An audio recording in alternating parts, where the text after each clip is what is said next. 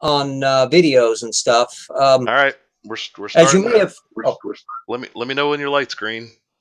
Yep, green right now. Theoretically, we should be receiving your content. Your audience will see you now. Blah blah. 7 seconds in. I might as well explain that what I'd been doing on my video channel lately, some of the stuff on Dinesh D'Souza. Those of you who have been following me know I am not a great fan of Dinesh D'Souza. I regard him as a sanctimonious prick and a danger to the Republic. He's one of the most annoying blogs around, and he is a smarmy, vitriolic, nasty little man who also got a style stint in jail for election fraud and a few little things like that. But oh boy, I despise that man. And he came on my scope along with Ann Coulter years ago, because when I was starting to analyze and noticing how it was, yes, D'Souza is a cunt. Actually, that's an insult to all the cunts in the world. He's in a completely different category. Anyway, notice the obvious thing that virtually all anti-evolutionists are hyper-conservative. Kent Hovind is an example of that in extreme case. You know, the kind that make John Birch Society people seem really liberal. And so I was curious as to whether every conservative tended to have that and what the mix was, because you had somebody like George Will, who's conservative and turns out not to be religious, who is a climate change skeptic, kind of, but he's not anti-evolutionist. So he was always much more complex than that. And Coulter didn't initially shoot her mouth off on evolution, so she seemed to just be Coulter camp conservative, but not anti-evolutionist or climate change. Later on, she shot her mouth off on both of those. D'Souza hasn't done much on the anti-evolution front. If he ever does, I will be watching. He's kind of snarked a bit at intelligent design, but kind of snarked at evolution. So he hasn't made it a big deal for it. But he has shot his mouth off on the climate change issue. And because it's a methods issue, my contention is that people who believe things that aren't true do that. They're challenged when it comes to following up on primary sources. I notice what sources he does, and either is simply announcing that, or he relies on some stupid secondary source. Oh, we got here, blah, blah, blah, blah, blah. I know RJ, but I don't know enough Italian to insult him properly, and I'm not also Angry Pumpkin. Ah, yes, yes. Well, it's Scheißkopf would be in German. That would be shithead. That's an actual one. I don't have a huge array of nastyisms in other languages, and I suppose one can come up.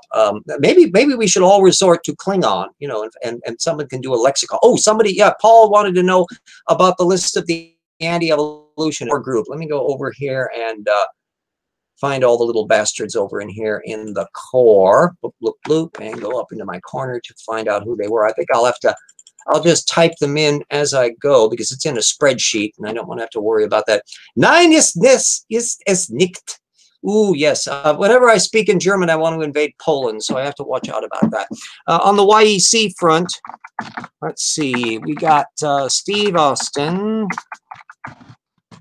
John Baumgartner, Bergman. These are people who cite primary source material, primary source arguments. They're the source of the argument. David Kavanaugh, he's the guy with some of the baraminology stuff, and I think he's involved with that Tyrannosaurus or Triceratops stuff. David Kopej, boy, there's a prick for you. Oh, he's an annoying man. He was so frustrating. I'll do that with the C. He's so frustrating that he was kicked off of the Jet Propulsion Lab. He's got a huge website where he snarks constantly at science papers and that. He's a young Earth creationist, but intelligent designers keep on calling him an intelligent design advocate. And so I have a whole list of people on that. Now then we got Dwayne Gish, who's dead. He died in 2013. He's still a colossal source. He's a major figure. Even to this day, his material is some of the major criticisms of the fossil record that people, Nathaniel Jensen, I think he's kind of a geneticist guy. Jean Leitner, she's trying to do baraminology stuff. She had a hilarious piece on bird kinds that I made allusion to in TIP and also in TIP 1.4, I think, and also in Slam Dunk. Let's see, Elizabeth Mitchell. Oh, I do go after Elizabeth Mitchell in Slam Dunk. The late Henry Morris, also a core group. A lot of his claptrap still gets copied. Evolutionists to this day, including the lunar dust myth and all that stuff, which stemmed directly from Henry Morris. There's his son, John Morris, who has a geology degree, and he's still carrying water on that. Paul Nelson. Now, Nelson is an intelligent design guy, but he's a young Earth creationist. He's son of a young Earth creationist. And he's a fascinating character because that's another one who intelligent designers never like to call attention to the fact that he's a young Earth creationist. Michael Ord and Jonathan Sarfati. Sarfati is another one of these borderline pricks. He goes after an awful lot of arguments about Nazism and the Soviet Union and stuff. So he's a bit more of a culture camper, but he does hit some technical issues. Frank Sherwin, he's one of those that's entirely in-house online. I don't think he does a hell of a lot of lecturing, but he has a hell of a lot of material. Let me see. And then there's Emil Silvestru. He's a relatively minor character. He's done very little stuff, really. So he's on, but he's on the list. Basically, my list is a comprehensive one. If they offer primary source argument, no matter how little they do of it, they get on the list. And Andrew Snelling, he's a heavy gun over on their side. So take him down. You got, as you see, he does videos and other stuff. Brian Thomas. He's more just online. He does stuff at ICR's Acts and Facts. Jeffrey Tompkins, he's another one of the actual scientists. He's a geneticist at the University of Georgia. He's been published in regular science literature, none of his YEC stuff. And he's one of those that's their point man on going after the chromosome fusion and all of that. And so he's a heavy gun. If you can take down him, you've got a major person knocked off. And I have a case to go through and build up the material there. Larry Vardaman, he's more in the geology thing. He tries to argue about ice ages. He's involved in the rate group on the radiometric dating thing. Carl Wheatland, he's an old one from the old pre-1970s, 80s era. And so essentially he's a fossilized creationist, but he still offers arguments. Jay Weil, he's a young Turk. He pops up. He's written creationist textbooks, kind of stuff that's used at Bob Jones University. Kurt Wise, good old Kurt Wise. Wise is somebody with an actual paleontology degree. He studied under Stephen Jay Gould. He's knee-deep in the baraminology movement. All of the material about monobaramins and holobaramins and all that, that's the terminology that he, as a paleontologist, copied from standard paleontology. Then we got Todd Wood. He's another one who in the baraminology movement. He's one who admits that there's lots of evidence for evolution, that evolution is not a theory in crisis, but he's a young Earth creationist by definition. And so whether or not there's going to be some little epiphany that he'll have one of these days where he'll suddenly go, yipes, I've been a complete dunce all of these years. Maybe he could theoretically become a non-creationist, because he's actually, if you look at how fair and meticulous he is, he's actually a very careful kind of guy. He pointed out, I got a section in tip 1.5 on the dissing Darwin stuff. He lambasted Answers in Genesis for suggesting that Darwin had copied the arguments from other people on evolution. He said, no, the facts don't support that. And he meticulously went through the primary sources. So he's got a strange schizophrenic mind that goes on there that it wouldn't surprise me if he stays no matter what, but it also wouldn't surprise me if he jumped ship one of these days. And John Woodmarapp, oh, there's a different personality from Todd Wood. Woodmarapp is weird. His actual name is Jan Pexis. He teaches kind of at a college somewhere in Ohio or somewhere. John Woodmarapp. And he's a nasty, snarky, vitriolic little guy. He's the guy that did the Noah's Ark feasibility study. He co-authors a lot of stuff with various people. He's done stuff with Snelling and Ord and various others. I'm trying to take a look back to see. some of the comments on there. Now over to Intelligent Design Man. We got Douglas Axe. He's a biologist and published in regular science stuff. Michael Behe, ditto. William Dembski, not been published in any areas. He's a fact claimant, but he's actually kind of peripheral and all kind of super duper theoretical and knows way less than he does otherwise. Michael Denson, another biochemist like Behe. Another one who has been published in regular science material, although I know from looking through his stuff at Evolution Slam Dunk, this guy's got feet of clay and methods even worse. Michael Egner, he's an annoying intelligent design doctor who prattles on an awful lot. Ann Gauger, I only recently discovered that her name is pronounced Gauger. It looked like Gauger to me. So I now at least can pronounce it correctly. She's another one with technical skills and has been published in various areas. She's another one of the point people at the Discovery Institute.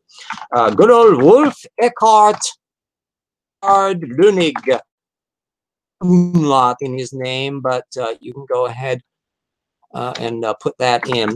And he pops up Planck Institute. He's a plant system biologist, been published, continues to be published, but he's got this kind of squishy intelligent design argument to argue that there's this inherent limit to biological evolution. He's done a whole long set of stuff where he goes on about the giraffe neck, where by avoiding most of the paleontology and the biology, he can make a really impressive case. And then there's good old Casey Luskin, another one of those little lawyers, although he did go to geology school for a while.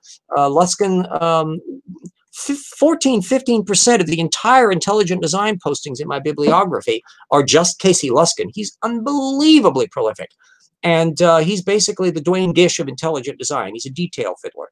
He's left the DI to go off on kind of intelligent design homeschooling craze. I haven't seen him pop up yet in that New Guys. Whether or not he keeps at it, he's young enough. He could have another 30 or 40 years career in that area. But he's one of the actual point men. He was essentially their paleontology department. If you looked at most of the paleontology stuff on biogeography and primate, human evolution stuff, it was Casey Luskin that was doing it. Then there's Steve Meyer. Oh, hey, good old Stevie. I have met him more than just casually because he used to teach philosophy up at Whitworth University. It was college in those days. So I haunted some of his lectures periodically when they were open to the public. And so we would recognize each other face to face. Very amiable, pleasant guy. As I've discovered more and more on his research level, he does not know nearly as much as he thinks he does. He's very superficial. Fazal Rana, now we're moving into that, and you, Ross. These are the lone old Earth creationists on the list. A dying breed, and for all practical purposes, it's reasons to believe that's the old Earth creationism niche. That you've got intelligent design, which is a much bigger block, and then you've got the big gang, which are the young Earth creationists that neither one of them or the intelligent designers don't pay any attention to. Then we got Granville Sewell, who is a nitwit, who is kind of trying to do a thermodynamic argument against evolution, which is why, although most of the time, if a creationist mentions law of thermodynamics, they're a young Earth creationist, they could be riffing off of stupid Granville Sewell, and he tries to beat this dead horse way after it. And then last but not least, drum roll, Jonathan Wells, the Mooney, the cute little Unification Church minister, who is he was slated to be the Dwayne Gish of intelligent design. Casey Luskin eclipsed him by sheer volume. And Wells is a deliciously incompetent, manipulative, tendentious thinker, way less knowledge than he had. He was one of those lecturing at a thing over in Seattle that I visited earlier in the year. Yes, John Wells, I agree. Earlier in the year, with Ann Gauger and Douglas Axe, and I was taking notes about the various claims he was doing, and somebody asked him nearsightedness and farsightedness, because Wells tries to argue that there are a whole bunch of mysterious biology systems that are not genetic at all, and therefore they are impossible to account for in a Darwinian context because they are not genetically based. And he was trying to argue that nearsightedness and farsightedness were like that. And I thought, whoa, I think that's amazing. And of course, he didn't offer any direct sources for it, but I researched later when I got back to my niece's place and got on our computer and found several technical papers on the genetics of nearsightedness and farsightedness. So it noted that he must never have bothered to look, but the deep little hole that he keeps on digging himself. Oh, okay, now down to the question. Since that was the entire list of the ones. Heavy Hauler, have you heard of the Van Andel Creation Research Center? Oh, that's, I'm not sure. Let me see if I can on that.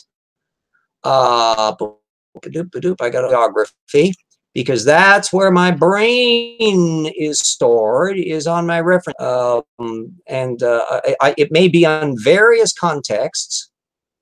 Waiting for the web not to respond. I try to do the best I can with my computer here, especially opening up a big file. The bibliography for TIP is currently 2,500 pages long. It's 50,000 sources. So it's a large one, and I can't do it yet because it's still waiting to open up. It's doing its little blue circle. So I'll just dither-dather until. The name sounds vaguely familiar. YEC. Oh, I'll tell you on the YEC ID laboratories. Institute for Creation Research has a little laboratory where they kind of do stuff. The rate group, kind of a laboratory thing. It's nothing you want to write home about to tell mother. They're not doing a lot of work. The Answers in Genesis and ICR both sponsor field trips and the like. Okay, the file is now open. See it. Move over to there. Now let's see if I can find Van Anden. Right spelling here. Andel. Okay, wait a minute. Come on. Oops, not responding, not responding, not. There we go. Come on. That down. I don't need the other one. Boop, boop. Back over to one down. And let's see. And yes, 2 results. Let's see. Van Andel Research Center. That's p.org. And one. Van Andel Creation Research Society Quarterly that John Meyer wrote about. So as I can tell offhand, nothing of their output is available for other people to look at. So that they only have, because I'm sure that when I plug those sources in, I would have tried to find from him. Find any articles or anything directly from him. So he apparently is doing something in the secret laboratory like Dr. Frankenstein. And then people off in the corner are saying, see, Van Andel is doing science. So far, there's nothing actually coming out about it. The dates on there, Van Andel from 1999. Other one, the one in Creation Wiki, 2010. So since I can't seem to find anything on it directly, that shows you how productive the Van Andel research thing is. If you have any information on it to the contrary, do let me know and fire it away and drop some stuff at heavy stumped RJ. Ha ha ha. Ooh, donors money founded Abomination, founded Amway together with Richard Avalos. Oh yeah, oh God, I can't quite think of his name offhand. That was the founder of, oops, my camera has dropped down here. I think I may be slightly falling off of your screen here. I'll have to wait until we pop up. Anyway, oh, Jan Van Andel died in 2004, so there should not be much after that. Yeah, death does slow down the publication career. Yeah, that's, in fact, thank you very much on that. Jan Van Andel, I will look over in my P, and I have a little listing where I keep track of just by their names. And let's see. Oh, whoop, whoop, whoop. Okay. listed in intelligent design. I don't have him listed in there at all. I'm going to put him in now, and I will be thankful to put a death date on there. Thank you very much. Learn something new every day. And that's not in bibliography, and that's died 2004. And I can put some a little bit more material on it. Yeah, there's a bunch of ones. Somebody cites a print plunked into that category, even if they never bothered to read the damn thing. James Downard, they say they're looking into Triceratops soft tissue and have their own peer-reviewed magazine. Wow, ooh, peer-reviewed. Well, creationists have several technical journals. Answers in Genesis technical journal, and the semi-technical articles show up in the Journal of Creation. That is the old technical journal. Answers in Genesis Research Journal, I think, is their newer one. So, and the Creation Science Quarterly, the baraminology stuff does periodic publishing things at Bryan College. That pops up. Then, of course, intelligent designers have one journal. That's the Biocomplexity, where they've shown that they can match the typeface of PLOS, Public Library of Science format, so that it looks really sciencey. And there's quite a lot of stuff off of that. Oh, well, I have a very, AJS, I have a very different approach to why I'm on Twitter. Other context. First of all, you can look at two different aspects simultaneously. One are people who are scientists on Twitter. And boy, I have been gradually expanding my data set of the various scientists that are on Twitter, because they give me heads up on their work. Somebody that's doing the pulse on things. I do track National Academy of Sciences and Science and Nature in that weekly. In fact, I was just doing PNAS earlier today before I got onto this, because they show up on Tuesday and I hadn't got around to the material that pops up. But I can't read all of the journals. I've got 1,600 of them in my tip bibliography. So it helps if I have the people in the field do the, to where they're giving me heads up on what their latest work is. So that's, I found an awful lot of technical literature that way, and various things on Facebook and other parts that I have. Then it's looking at this do on Twitter. And there's obviously the humor aspect of dealing with the lower echelon ones that SciStrike or Take That Darwin or various other ones would be posting. And I keep track of all of them in a side issue in my spreadsheet. Also the heavy guns, because Answers in Genesis and Kent Hovind and David Klinghoffer and the Discovery Institute, Gauger is online, Denise O'Leary, way more, frankly, intelligent design people have a Twitter presence and actively post than you find among young Earth creationists. You can see what's interesting. And then there's something else I'm measuring is who's pushing back. Strike will actually push back against Answers in Genesis, and I will comment on it. But you know what intrigues me? From National Center for Science Education are pushing back, not against intelligent designers or against Answers in Genesis, young Earth creationists. And I think that's opportunity that you may or may not get into a fist fight with them, and you're certainly not going to persuade them that they're wrong because they're Tortugans. But so much of this is going on functionally, invisibly, without direct pushback. And I think that if they're not going to do it, well, damn it, we should work just as easily and make a point of not letting anybody, without us pointing out that it's woo, following them that has an open mind, and there are some. We're having the better end of the data. We're never losing our temper. We're never getting angry. We're not using ad hominems. We never call anybody a moron. I may call them a Tortugan, but nothing else. And to see what effect you can do in people observing the exchange. That's when I think it could have a practical effect. But I'm amazed at, Eugenie Scott is on Twitter. He has a Twitter address. Branch, Nick Matsky, who's left NCSE and is now down doing taxonomy work in Australia, but he's on Twitter. Glenn and Stephanie Keep, who focuses more on environmental things, but engaging the anti-evolutionists directly. They're following them, they're not. And too many of these things are therefore just being thrown out without any coverage. The NCSE reports is not doing nearly as much as they used to.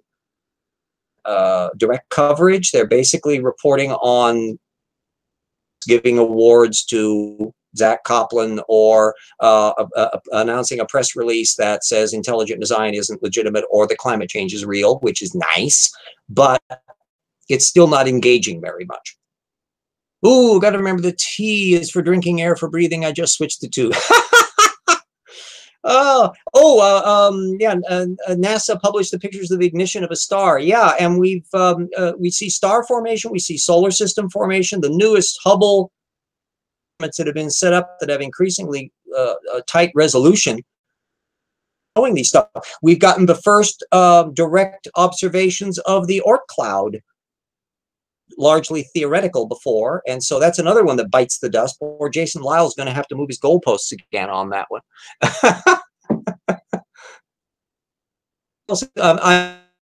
I will pause for breath here a little bit, see what the hell's going on. Let's see.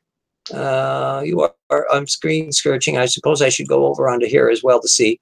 Anybody that wants to actually drop in as a video feed on there, can they do that? We have a couple of options. We can put the join link to the Hangout to make everybody here is I'm open to it. I can't see why we can't do the same thing that we do over in the Friday night show. We very well could. Direct feedback, and it's a lot easier. Yeah, so anybody who wants to drop in, heck. All right, hold on. I see now. I can see my screen. I do need to drop that down a little bit. We should probably do something about that echo. My image. Not that it's anybody's benefit to actually see my face clearly, because I'm not that good looking. And I'm especially desiccated lately between the heat and a lot of food. It's in the 90s here. At least I have the furnace. I can take the cover off of the furnace and turn it into pump mode, and it reverses the flow so that it pumps the basement air up. And the basement's like 65 degrees all the time. It's like a natural air conditioner. So I don't need I have a little mini fan here in my desk, but if I was running that, it would make background noise. So I decided I wouldn't do that. Yeah, literal ignition of a star from concentrated nebula. No, the latest cosmology material is absolutely astonishing. And that means that a set of really rapidly moving skateboards of data in so many different directions in the cosmology area that I can't see how Lyles and Faulkners are ever going to catch up. They haven't accounted for 1910 science, let alone 2017.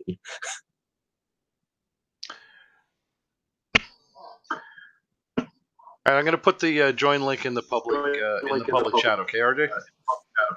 Oh yeah, absolutely. Yeah. There we go. And if nobody wants to show up, fine and dandy. I suppose I should look at that last bit to find out the stuff that we already did, the bat wheels and all that stuff. What was the material on these? Could it be that RJ knows so much because he was the original inspiration for the character played by George Burns in a popular 1977 movie directed by Reiner rather than Rayner? Oh, wow. Actually, dear old Burns, I think he was shorter than I was, but he actually was a little bit heavier all the time. That was his great second wind as a career. He had kind of gone into eclipse. Allen died, and it was like his other half on, and he did occasional stuff that was sort of out of the field, and then they started rediscovering him in the 70s. His timing was just as sharp as ever, and boy, he was on a second wind, so he went out with a bang. Yeah, oh God. And oh God, too.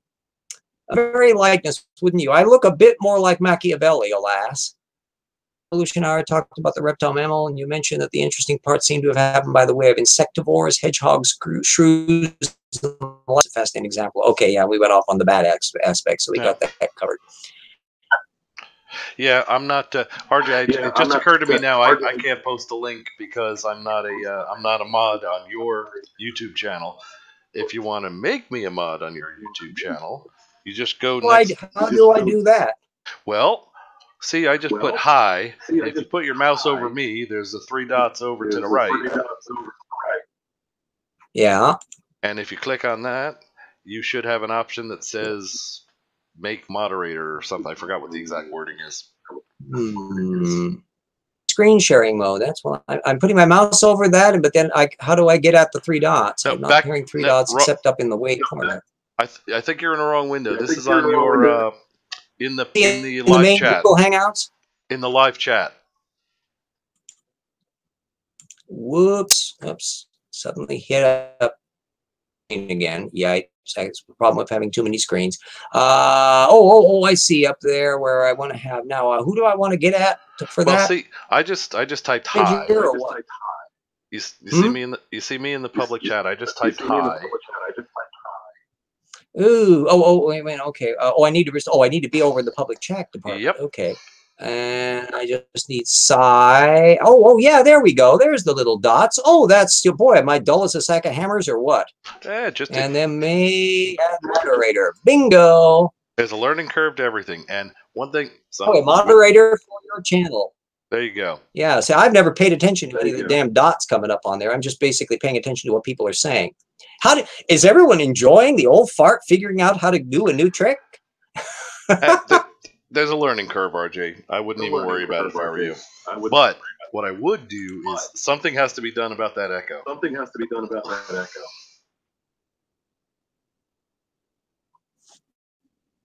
I do keep the thing on the mute on the other direction, I think. Let me make sure. Yep, it's muted on the other part.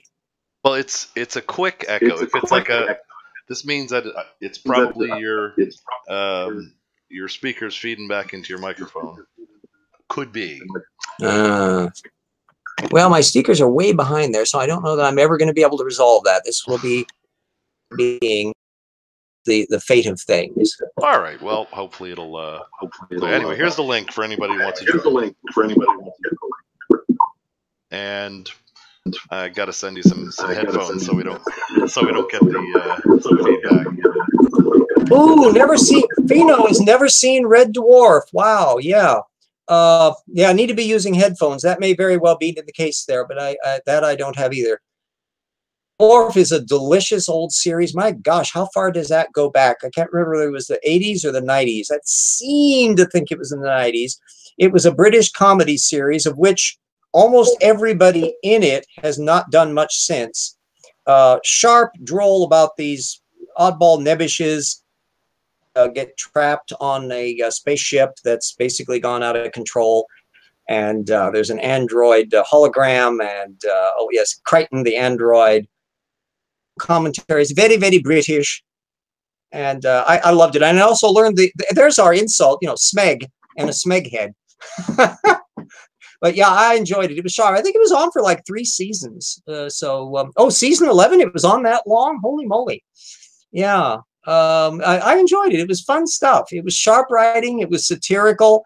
It had a nice low budget cast. I think it was done by, I can't remember if it was done by BBC or ITV or BBC Three or something or other, because I'm not with the ins and outs of how many little independent networks there are and how many fissions there are of the BBC. Whereas over here we have television networks and umpteen different cable channels and blah, blah, blah. Rimmer, yeah, the guy that played Rimmer appeared in because I watch mysteries, the Midsummer Murders, and he was I can't remember if he was the killer or something related to the murder, but I was watching the show and he's older and he's kind of gray haired and then balding, but then there was a sudden switch of the way his mouth moved, and I go, that's Rimmer! You're still working, and my gosh, you haven't fared well. He's gotten quite a bit older. So the German word for voyeur. Yeah, well, and the other fascinating word that can be nastily used in German is gift. which in German is poison. So you, if you ever want to, if you're ever in Germany and someone offers you ein Gift, run. Oh wow! I had no idea, Scottish Gamer, that it was still on. Yeah, I thought it had a run because the only time I had a chance to see it, it was shown locally on our PBS channel. It was in when they were in a Doctor Who lull, and they started showing Red Dwarf, and I enjoyed it a lot. Also, for those of you who've never seen the original version of Hitchhiker's Guide to the Galaxy, the full TV version, or for that matter, the much longer audio version. Worth it. Low production values because it was relatively low budget, but I like it much better than the movie version that the guy who wrote it did the movie version, but he didn't improve it a great deal. It was too. It's something that works better in that long form. Oh my God, Schraubenschlüssel. Ooh, wow. There's a wonderful little word. A screw key. Oh yeah. Sicherheitsnadeln. That's safety pins. Hitler's speech is eine kleine schwarze Sicherheitsnadel sind sehr ruhig und feucht. All black safety pins are very quiet and damp, and it usually gets a laugh from Germans because it's gibberish. Hello there. Oh yeah. Do a mic check. Y'all hear me all right? Who do we have on the screen? Hello? You're Heavy. Hello, Heavy. I'm me. RJ. Yeah, the reason I asked about that Creation Research Society or whatever, a good while back I started doing search on the internet, trying to find examples of laboratories that were doing research based on evolutionary processes. Came up with shitloads of stuff. And it told, what you're looking at, what they're working on, what they have worked on, their equipment, all kinds of places, thousands of places across the world. So I go, okay, well, let's see about creation laboratories or something. I didn't find anything except where they mentioned laboratory at ICR or something. The word is there. And then like a year or so ago, so just recently I was doing it again and found this place that I asked you about. And it looks like it's no better than any of the other places, but they do have some equipment. But if you look over the website, it looks like something out of the 1970s or something. It's the kind of stuff, if you wanted to have a science laboratory when you were doing a 1950s George Powell movie, that's the kind of stuff that you would get off of that. P.C. Myers excoriated one of the intelligent design guys that's got a research institute that turns out to basically be a suburban tract home. But to be fair, the Institute for Creation Research, their rate group, does try to do science-y things, kind of, sort of. They do try to have stuff. Usually they take the material to an actual science lab. And of course, if they haven't been careful on their contamination issues, they may find that they can date that dinosaur. But it's always very risky on it. There's admittedly, I mean, you got to play fair with them. They don't have a colossal amount of budget to work with. So it's not as though they're going to be setting up a particle accelerator anywhere. But they do have pretensions. Well, see, my problem is, okay, if showing that creation is really, really, really that important, and we can show this, we can show everybody, then you would think that they would get the money together to do this. They don't. Look at the mega churches. I mean, there is or Bob University or any of these people. There's enough money rolling around. Yes. The closest you'll get will be something like the Kenham Educational Museum. They like that part. But the I think the Institute for Creation Research, when they moved from San Diego to wherever it is in Texas, found that they couldn't get accredited in Texas. That shows you Texas has too high standards for that. That was an amazing phenomenon. And so they had to shut down their research institute where they were doing advanced degree things. But if you look at Jerry Falwell, the Liberty University, they have things where there are kind of researchy science papers that are done, and I think Bob Jones University does a little bit of that too, where their students will do creation science kind of papers. But all it is just recycling the creationism tropes. There's not a hell of a lot they can do. I haven't done much. Oh, sorry. You get a lot of grassroots paleontology. And that's usually in the fringier sets.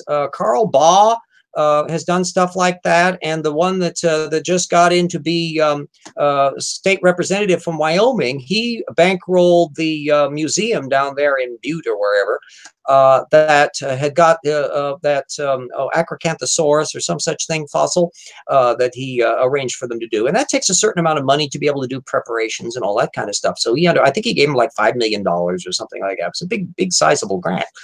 And that sort of grassroots adventure research where they go down the Grand Canyon, and Andrew Snelling does that kind of stuff, and then there'll be another boat behind them with Jeannie Scott and the NCSE crowd. That will continue to go on quite a bit. But when it comes to actual paleontology preparation, actual paleontology adventure, we all know, we've been joking about it, the fact that the one Zion oil company that tried to actually use flood geology to figure out where an oil deposit was supposed to be, yeah, exactement. That market is really important in deciding what's absolute claptrap, because you can manage to make it look good on the video, but eventually the failure to actually make money. Heck, I know what it means to not make money. So I know exactly where they're coming from. Yeah, one thing I ran across was, I think that the Seventh-day Adventist Church, well, they have Loma Linda University. There was actually a team that went down to South America. They Carl Wieland and that bunch. In fact, I've been waiting for the official publication to go out, but there's a bunch of beached whales and stuff they found down, I think, in Peru, and it got big press release and stuff. But yeah, Loma Linda, being that's the core Seventh-day Adventist University, still has a big core of young Earth creationists out there. And to be fair, they actually put their money where their mouth is. They actually send people out and actually dig up stuff, because it takes money to do that. They got to send them there. They got to put them up in hotels. They got to feed them, and I'll give them A for effort on that kind of stuff. By comparison, nothing like that. Oh, sorry. When I was reading about it, I noticed that there was kind of a division between some of the scientists. Like, that seemed like some were leaning towards old Earth creation, and then there was this one guy. He's like going young Earth creation. And so there was like a little bit of issue between them or whatever.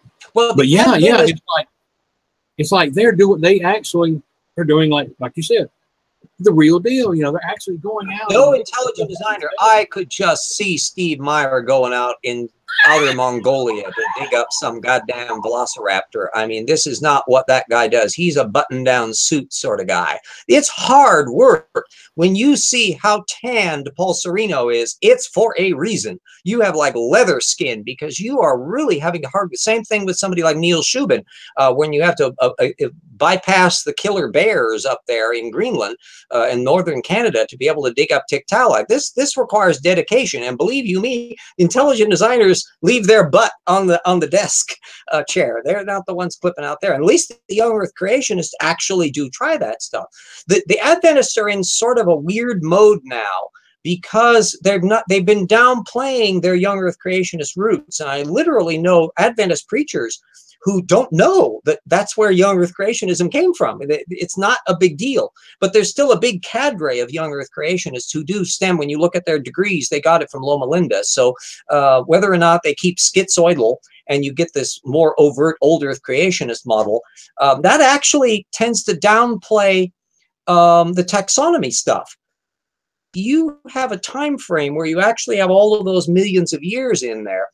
You're never going to be able to make sense from it from an intelligent design perspective. There's just way too much data.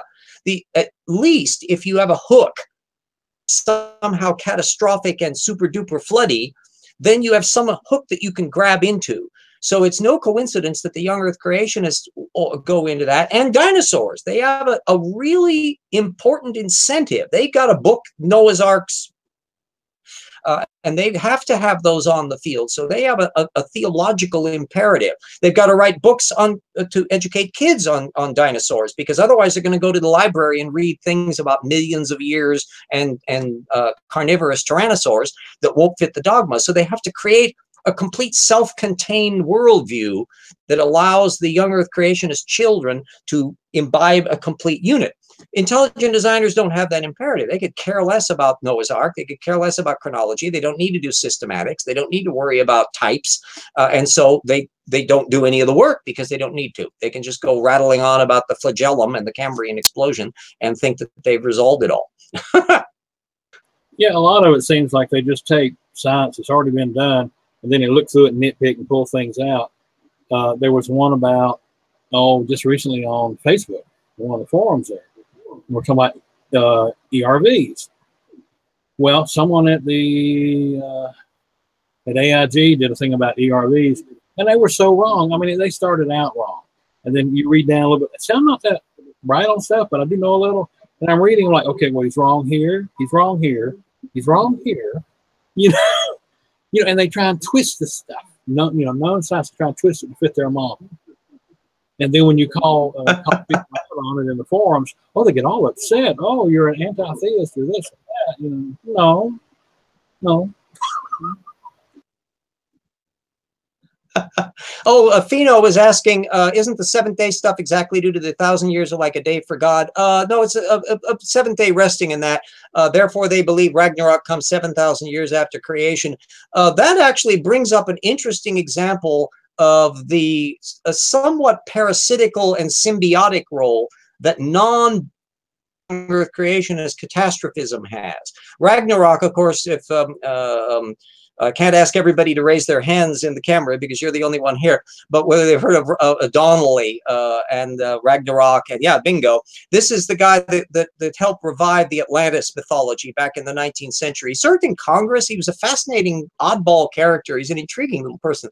But anyway, anybody who can work their way through Ragnarok, or I can't remember the other one that he wrote on Atlantis, what the subtitle of it was, with a straight face. It's very tendentious and slow.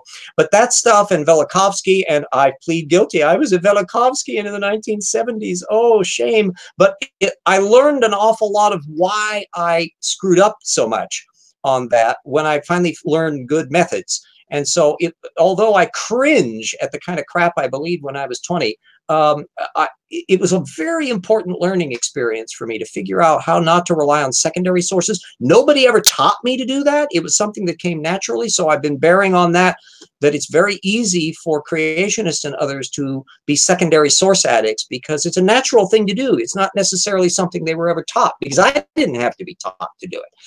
But yeah, writing cross connections with, Childress. He's now gray-haired now. If you see him on a lot of the Ancient Astronaut shows with that little troll that I can't quite remember his name of, that's the Von Daniken guy on the Ancient Astronaut show on the History Channel. And you get, Graham Hancock. And then, of course, over in left field, you got Sitchins and his weird Nibiru stuff. Well, at grassroots creationism, there are a lot of people will troll off a lot of these things, the super science bunch and the Ancient Astronauts and Atlantis groupies, and they'll construct their own syncretic pseudo-creationism. And you encounter that not up at the AIG, ICR, Adventist level, but down in the grassroots level where just the oddest combinations can pop up. Oh, look over. I'm checking over the thing with... I was thinking about the wrong Ragnarok. I'm sorry. I didn't know anything about... Yeah, Ragnarok is an old Norse mythology thing, and he... But how's that time? I think it needs an umlaut in it, too. An implosive submolecular device or an atomic bomb, yeah. Somebody's saying about the Shadow, Alec Baldwin. Yeah, that wasn't too good of a movie. Adequate one. We can get off of creationism and go off on films things. It had Ian McKellen and performance. The script editor, it was probably a half hour too long. It was just coming off of the success of Batman. Kind of wanted to do something in that area, and it was before Marvel really got into it with a vengeance. with X-Men and the like that really jump-started everything, and then the new all that kind of stuff. But actually, it's, to be fair, the overall movies that have spun out on these superheroes have all been pretty damn good. They've been better than they needed to be, and they were certainly better than their counterparts back in the 70s and 80s. Ragnarok is also the spaceship from Final Fantasy VIII. Oh, I've only seen one. It was an animated one that got kind of bad reviews, but it was interesting because it was one of the early examples of motion capture and trying to simulate human beings, and it was in that kind of uncanny valley thing where they couldn't quite get it figured out. But it was kind of an interesting visual thing. There was all these weird dreamlike bug creatures that were attacking and all that, and I'm kind of fond of it, and not a bad film score too. And again, Ragnarok, end of world, or end of the world age, Brian. There's a catastrophist thinking, and it popped up in the end of the world crap from the Mayans in 2012. The idea that there are cyclical ends of ages. Fantastic 1990s conjunction of all the planets that was going to cause a catastrophe. And of course, we missed that end of the world from Nostradamus in 1999. I was really so looking forward to that. Prophecy is very difficult, or so the fake Chinese saying goes, especially with respect to the future. Spirits within, yeah, the spirits within. I'm fairly fond of that. It was, yeah, I can see why you'd say it's sucky ass, but there was a lot of interesting mood to it. I love the kind of critters and stuff in it. There were a lot of like tardigrades and odd bug-like creatures that were all very, very tiny organisms, but you were seeing them big. And it had some interesting imagination. In the great science fiction movies, in which you'd have like Howard the Duck and a few others, it wasn't as sucky as all of them. I can't quite put it at the bottom of my list. Oh, capture has come at War of the Planet of the Apes. In fact, I think that there may come a time when they're going to have a hybrid story at the Oscars. Because when you're looking at Cornelius in the new Planet of the Apes movies, you're looking there with Andy Serkis. When you're looking at King Kong, you're looking at Andy Serkis. When you're looking at Golem, you're looking at Andy Serkis. When you're looking at the Firefly series, who's also done an awful lot of motion capture work. And it's reached the stage where you're literally seeing a hybrid performance between the artists who are visual that you're seeing and the nuance of the performance and the voice acting that's coming from the physical actor. And that's a specialized category. And I'm not sure that when you pull out the idea of having an award for a performance because it's an animated digital thing by definition, or can you not be moved by such a performance? And is it due to the actor and partly due to the design team that are doing their artistry and magic? I think there's a case to be made for a hybrid award. Guns don't kill people. Apes with guns kill people. See Heston on Saturday Night Live. Yeah. Oh, yeah. There's a certain, if you're old enough to remember the old Planet of the Apes TV series, and for that matter, the other Planet of the Apes sequel movies in the days. Yeah, the TV series was pretty lame. But movie sequels from the original one, they were all low budget, but actually they were kind of interesting. They were about social issues. They had a certain amount of intricacy to them. They were basically overblown TV movies, but in the area that they were often kind of thought-provoking. I have a pretty bit of a soft spot on them. The original Planet of the Apes, of course, there you've got Rod Serling doing the co-writing on the screenplay, and it's clearly, everybody looks at it as a science fiction. Excuse me, about religious oppression. It's about creationism. It's about religious bigotry, and only as peripherally about science fiction. And to me, of course, it was a wonderful chance to see a heck of a lot of wonderful performers at work, and jump-started a lot of people's careers with the everybody from Dr. Zaius, played by, oh God, I can't think of the English actor's name, did stuff on the Bewitched and that too. And of course, Roddy McDowall, who had his wonderful up and down career there. He child actor, and started doing fairly serious, darker roles in the 60s. He played Octavius as a really in Cleopatra, and of course he and Liz Taylor were very deep friends all the way down to both of their deaths. They were just adored each other. And he also played Mordred in the musical of Camelot on Broadway. If you see the film version of it, all the songs that were being sung by Mordred were cut from the movie, and they had, I can't remember, not Terrence Stamp, it was somebody else that played him in the film. But it would have been fun to have seen the original. It would have been a really different movie. Andrews playing a wonderful Ice Queen version of Eleanor of what's her name, Arthur and Guinevere. And then, of course, Richard Burton playing King Arthur. Fascinating cast. I've always been fonder, frankly, of the score and of My Fair Lady. My Fair Lady is a more coherent, but some of my favorite Lerner and Loewe songs are from Camelot. And it had an adequately done movie, who I'm very ambivalent on as a director. He made a lot of adequate films, and he was never really a masterpiece. He came from a stage background, and there's a certain clunkiness to all of his films. He gets bits and pieces of them interesting, but the wholes don't ever quite work together. I better check over on here about Vampire in a movie as well. Or he was in the Lost Boys, Vampire Hunter in that, and I'm not sure that he actually ended up being bit. It might very well. It's been a long time since I've seen that one, but the Lost Boys, Kiefer Sutherland, I think, was in that. This was way back, I think, in the 1980s. Roddy McDowall was marvelous. He never gave a bad performance. He could do comedy. He said he could do musicals. He could do straight drama. Raise your hand if you've seen Cleopatra. Yeah, it's I'll pump for Cleopatra. It only gets like a couple stars in the TV Guide and all of that, and none at all, I think, in Hallowell's Film Guide. But no, Cleopatra, the Liz Taylor version, is really a movie.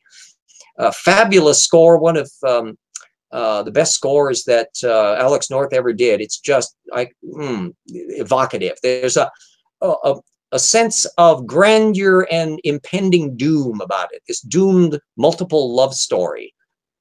First half of the movie is Cleopatra having this love affair of power groupies between her and Caesar. And Rex Harrison, hands down, is the best Caesar I've ever seen depicted on film. Nobody can hold a candle to it, because everybody else who has ever done Caesar has a kind of austere sourpuss, whereas Caesar was just charming as all get out.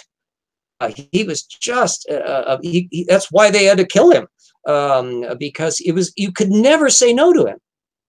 A way of wheedling you around to do what he wanted you to. And they realized the only way they were going to stop him was to make a pincushion out of him. And then they get justice as the singer. Roddy McDowall was also in the Martian Chronicles, 3-part mini from Ray Bradbury. Yeah, awesome writer. Hard to translate into film, though. Holy moly, he's hard. First of all, he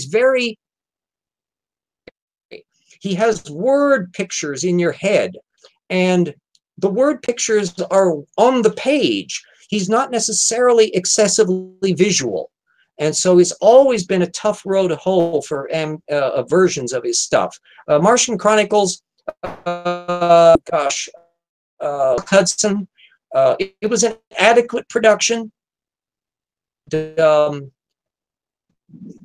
did okay. This kind of quirky, written way back, I seem to think in the 1950s, and of course our understanding of Mars is very, very different. So that's, I mean, it's like trying to do the John Carter of Mars stories. It's, you know, our idea of Mars has moved on. But for me, remember when they started? Remember when they started finding the sets to Cleopatra out in the desert in California, and they're like, "What the hell?" And then they found out what it was.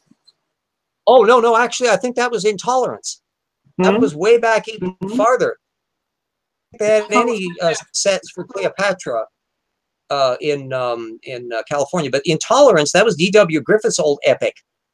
Babylon sets and all that. That was out in the middle of nowhere, and I think they did find some of that. No, Cleopatra stuff. They started filming it in Italy or in Britain. They built the whole Alexandria set, and a hurricane came through and destroyed the damn thing. So they had to start over, and by that time they decided to recast. So Peter Finch, Stephen Boyd, who had just come off of Ben-Hur, were going to play, and Mark Antony, and they both had new commitments then and decided to back out. No, they did bury him in there. Send me a link on that, because if it was Cleopatra sets, that would amaze me, because I don't think any of it was filmed. Well, I think it's about burying the actual sets, even though they didn't film it. Let me put it in the side. Yeah, check on that, because that would surprise me, because they may have filmed the Alexandria set where they built some of that. That was off on the coast of Italy, and that was one of the reasons why the budget went just through the roof, because this was cash cow land. There were poor Terry Gilliam learned exactly the same thing when he filmed movies in Italy, that this was just basically sign your life away. You were going to get cheated constantly, and the budget just shot totally out of control. Can you see the side chat in the hanging? What? The side chat. I see on this link, unless it hasn't popped up yet. I'm looking at the side chat for our live feed. Oh, now look down in the hangout window. Look down to the lower left, and it's a bubble with some lines on it. I may not be able to spot it.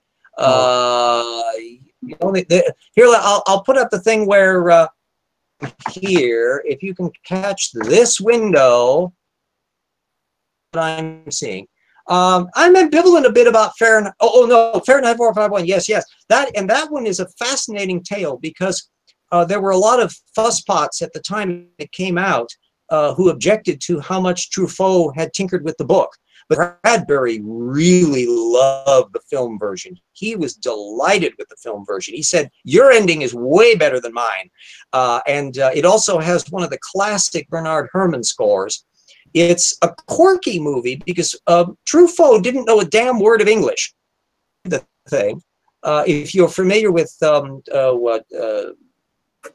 Encounters of the Third Kind, he's playing. Damn word of English. Whoops! Yeah, I am getting some bleeding on the sound on here. I'm hearing my own echo. But anyway, so he had this all English cast speaking in English, a language Truffaut didn't know. He'd worked with, of course, Oscar Werner before, and he'd done French and German movies and that with him, like, I can't remember the name of the one that was such a big success on. And Oscar Werner I've always liked as an actor, but he was just in Alec Baldwin mode by the time he was in Fahrenheit 451, and he got along very badly with the cast. But really evocative movie, and it really does capture the mood. Both Truffaut and Bradbury were hyper book groupies. They loved the written word, and the idea of burning a book to them, the idea that you would destroy a work of that, and even if you hated the book, burning Mein Kampf is just as much of an objection as it would be burning their own works. And the mood of the thing was very effectively done. Nicholas Roeg, who later went on and directed, he was also kind of a Hitchcock lover, was the scenic designer on it, and all the very red interior sets and the textured concrete and metals and woodworking things is all very, very distinctive of Roeg's style. Roeg was also the scenic designer on Casino Royale, the comic version. Roeg at his peak as a scenic designer, those two films are just, they instantly identifiable with the kinds of style that he would do. But Fahrenheit 451, the scene when Cyril Cusack, the head of the fire department, takes Montag through the hidden library that they found, and he's explaining why all the books are dangerous. That is one of the classic scenes in cinema for me, when he's explaining why the novels are making up imaginary people that make people worry about their own lives, that the philosophers all disagree, and all of the terrible things that are in there.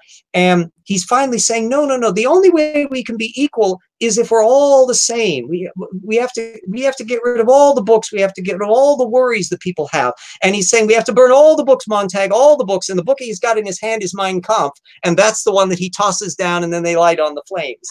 And so it's just delicious symbolism. It's got some of my favorite stuff in there. Plus, you get this wonderful shot of this monorail that they had built in France. And if you look at really closely, you can literally see in some of the cuts, if you look over to one side, you can see where the tracks stop. And that there's a reason why they didn't keep the monorail going. It's a delightful one. But yeah, and Bernard Herrmann, there was a philosophy of how Bernard Herrmann constructed music scores. He deliberately wanted music that was inherently dense. So he uses nothing but strings and harp telephones.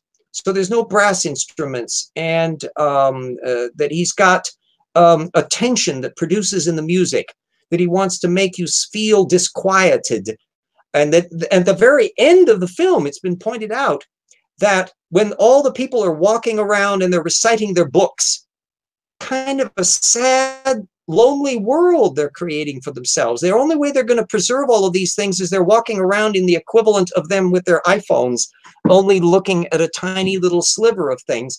And the music ends sad, not quite resolved, dissonant note. Even down to the very end of it. Yes, kind of a happy ending. Montag is there and he's free from the book burners, but it's kind of a problematic world that they're living for themselves. It's not unalloyed pleasure. And Herrmann's stuff is really neat musically. I got to look over here on the things of inspiration for the Grammaton Cleric. It was the occasion of Christian Bale's breakout movie. It could very well be. You talk about Tsoukalos with regards to ancient astronauts, the guy with the Babylon 5 hairdo. Yeah, that's, I think, the little guy. Yes. Oh, yeah. He's a twerp. He basically repeats the tropes about ancient astronauts. He's apparently the kind of press agent guy, current Eric von Däniken world. Däniken's quite old now, as I recall, and he still does lectures. He's still holding up pretty well. I must say he's done better going from a desk clerk at a German hotel to living off of his book royalties than I have. So that's something I still have to look forward to. I guess I have too much integrity and not enough ability at rattling the can. I was going to talk about a Bradbury film. By the way, Bradbury wrote some odd, interesting scripts in other areas. He wrote a couple episodes that were science fiction tales in Alfred Hitchcock Presents, which I discovered quite recently because they were showing all the reruns of it on MeTV. And there's also a problematic film of Something Wicked This Way Comes that was done by the Disney company back in, I think, the 90s. That was very primitive computer animation. In fact, they were going to have a whole bunch of extra computer animation, and by the time they got down to the release, they couldn't pull off the stuff, so they stopped, and that didn't quite work out. Nowadays, it would be a snap. It would be easy to do. But the problem was, like the Waltons, a novel of Bradbury that is just spine-tingly creepy, philosophically dark. It's Something Wicked This Way Comes, and there are elements of it that required a Tim Burton surrealist, meat and potatoes Walton style, Aaron Copland pleasantry about it. And although it touched on bits and pieces of it, I think one of his early American roles, he played the devil in it. He was okay. Everybody in it was okay. Jason Robards and all the rest. I mean, it's not a bad film, but it was never. And that was a story that just should really make you not be able to sleep nights. for a while, and that version didn't quite do it. 1930, yes, you're absolutely, yes, bingo, the 1930 Cleopatra. Yes, you and I both were right that it was the 1930 Cecil B. DeMille Cleopatra, which I forgot about, Heavy. That was the one that was found out in the desert. My version was the 1963 one. So we were both, yeah, we both get to have our record of pomposity and perfection intact. Yeah, I recommend everyone see the DeMille version once. It's historically imaginary. The 63 one did try to get more accurate. My favorite actress, Colbert, in past as Cleopatra. She's not a vamp. She never quite comes off as a vamp. It's got a bunch of wooden performances in it. It's opulent and visually stunning, black and white stuff. But boy, it's as thin as glass in terms of the plot. I'm very DeMille. He was not an actor's director. He basically did treat people like cattle. He did like opulent, biblically epics, a lot of spectacle with a lot of thinly veiled sex elements. And of course, he could be boinking the leading actresses or the co-stars up in the office later on. He was quite a rake. Other than that comes, yeah, the CBD, the 10 Commandments, is that the one with the water channel they still do the bus tours through? That could very well be. One thing that is nice about it, it was filmed in VistaVision. When they did the remastering for it a few years ago, where they went back to the original versions, is VistaVision a spectacular film process. It's still used for special effects. When you see the Nolan, the last two Nolan Batman movies, when you see the outside special effects shots that they do, like when the villain's Bane blows up the thing to get out all the stuff in there, that's filmed, the special effects is filmed in VistaVision, because it's a 35mm process that has such high resolution that it can easily intercut with 70mm IMAX without any problem. And it's just an amazing film. It rotates the film sideways. VistaVision is 35mm film, but played sideways the same way IMAX is, but IMAX uses 70mm film. Bingo. And that means if you figure out how many square millimeters there are per pixel, in effect, it's almost 70mm level. It's fabulous. And when you look at the remastered version of 10 Commandments, the color balances, the resolution is just jaw-dropping. And when you look at the Vista filmed with Hitchcock, especially To Catch a Thief, oh, wow. That was a very rare example of Hitchcock filming a lot of location footing. He did not like to film on location much. And here he was filming all that stuff in Monte Carlo, and all of this, the sequences there with just the beautiful scenery and that, and it's just, that's VistaVision. The very first VistaVision movie was the old chestnut White Christmas. And they originally had a bit of a trouble with these giant film processes of lighting. And you had a difficulty, you had that problem with CinemaScope, Panorama. You had the problem with even the Todd-AO and other stuff, that they had to figure out how to light the damn stuff. Technicolor was a lighting problem thing. Everyone talks about when they filmed Technicolor back in the 30s, they were melting so damn hot when they were filming things like The Adventures of Robin Hood or A Wizard of Oz. And it only got worse in CinemaScope, because to have that field of vision shot, even though it was being compacted by the lens down to 35mm, you still had to light a monstrously large set to get any depth of field at all. And this is what blows me away about 20,000 Leagues Under the Sea. Disney decided to film 20,000 Leagues in 53, 54. He heard rumors of the new CinemaScope process and immediately decided he had to film Leagues in CinemaScope. So he managed to talk them into letting them use one of the 3 CinemaScope cameras that existed on Earth. That's why they couldn't film any of the special effects footage underwater. They only had the one camera. And speed. Not a single one of those films had actually been released yet while they were filming. And they managed to figure out how to film a dark, brooding interior Nautilus in CinemaScope when the damn people who invented the process over at Fox were still having these blindingly bright lights in all of their stuff.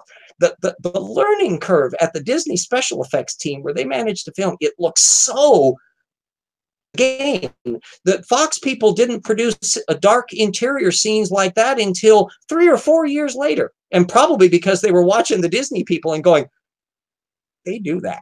Yeah, that was just an amazing thing. Now the other thing, and I've never had a chance to see it, they only had the one camera. Work that they did of the Nautilus had to be filmed in regular 35 millimeter. That when they intercut that with the CinemaScope, it was going to pull everything out, which means they had to build an anamorphically squeezed Nautilus that they would film 35 millimeter. So when it's pulled out, it would look like the model that they had that they filmed in CinemaScope. So it was like this instead of like this. Yeah, exactly. I've never seen the anamorphic version. It's never been photographed. It's never, and back when I was a kid, when we lived down in California, they had an exhibit of all the sets from the 20,000 Leagues Under the Sea. It was an attraction about, I think, where they later built, not quite Space Mountain, but some of the other stuff. I think the Star Tours is built on the spot where it is now. Anyway, the main model that they used in the story was there, and it was like 12 feet long. Oh my God, that was a beautiful model. And every time we visited Disneyland, up until they rebuilt the Tomorrowland in the mid-60s, I really missed the fact that I could no longer see the Nautilus sets that they had at the old Disneyland. Boy, that was something. Then the model itself, because Disney was a hyper stickler, because he originally was following the book exactly. They were planning on having the squid attack like it was in the book.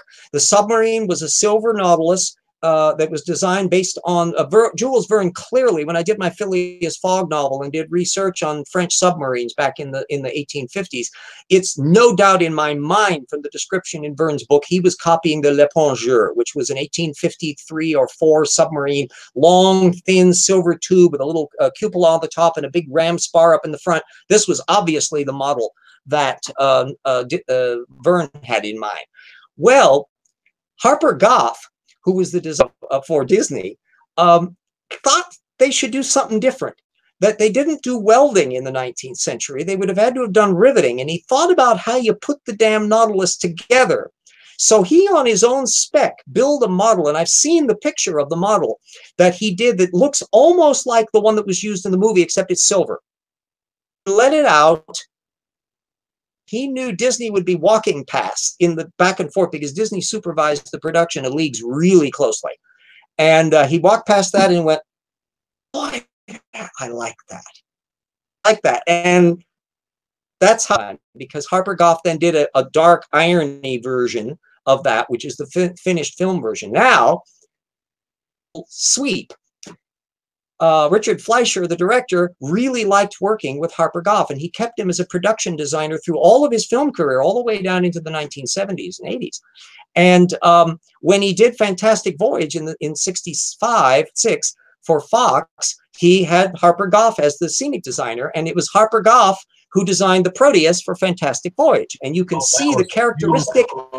Yeah, beautiful shit. Good grief. Look at those bevel edges. Look at the bevel edges on the back end of the upper compartment. That's Nautilus design, and that's because Harper Goff designed both of them.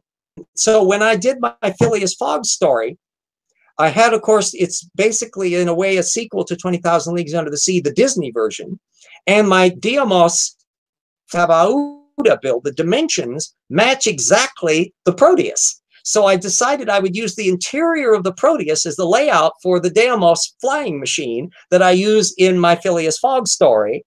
And then the Kestrel flying machine that Thomasina Maker uses, which is how they bring the Columbiad down, that one is the secret, because if they ever can do a movie version, or I can do an illustrated version of the book, they're going to see what I used. It's Supercar from the old 1960.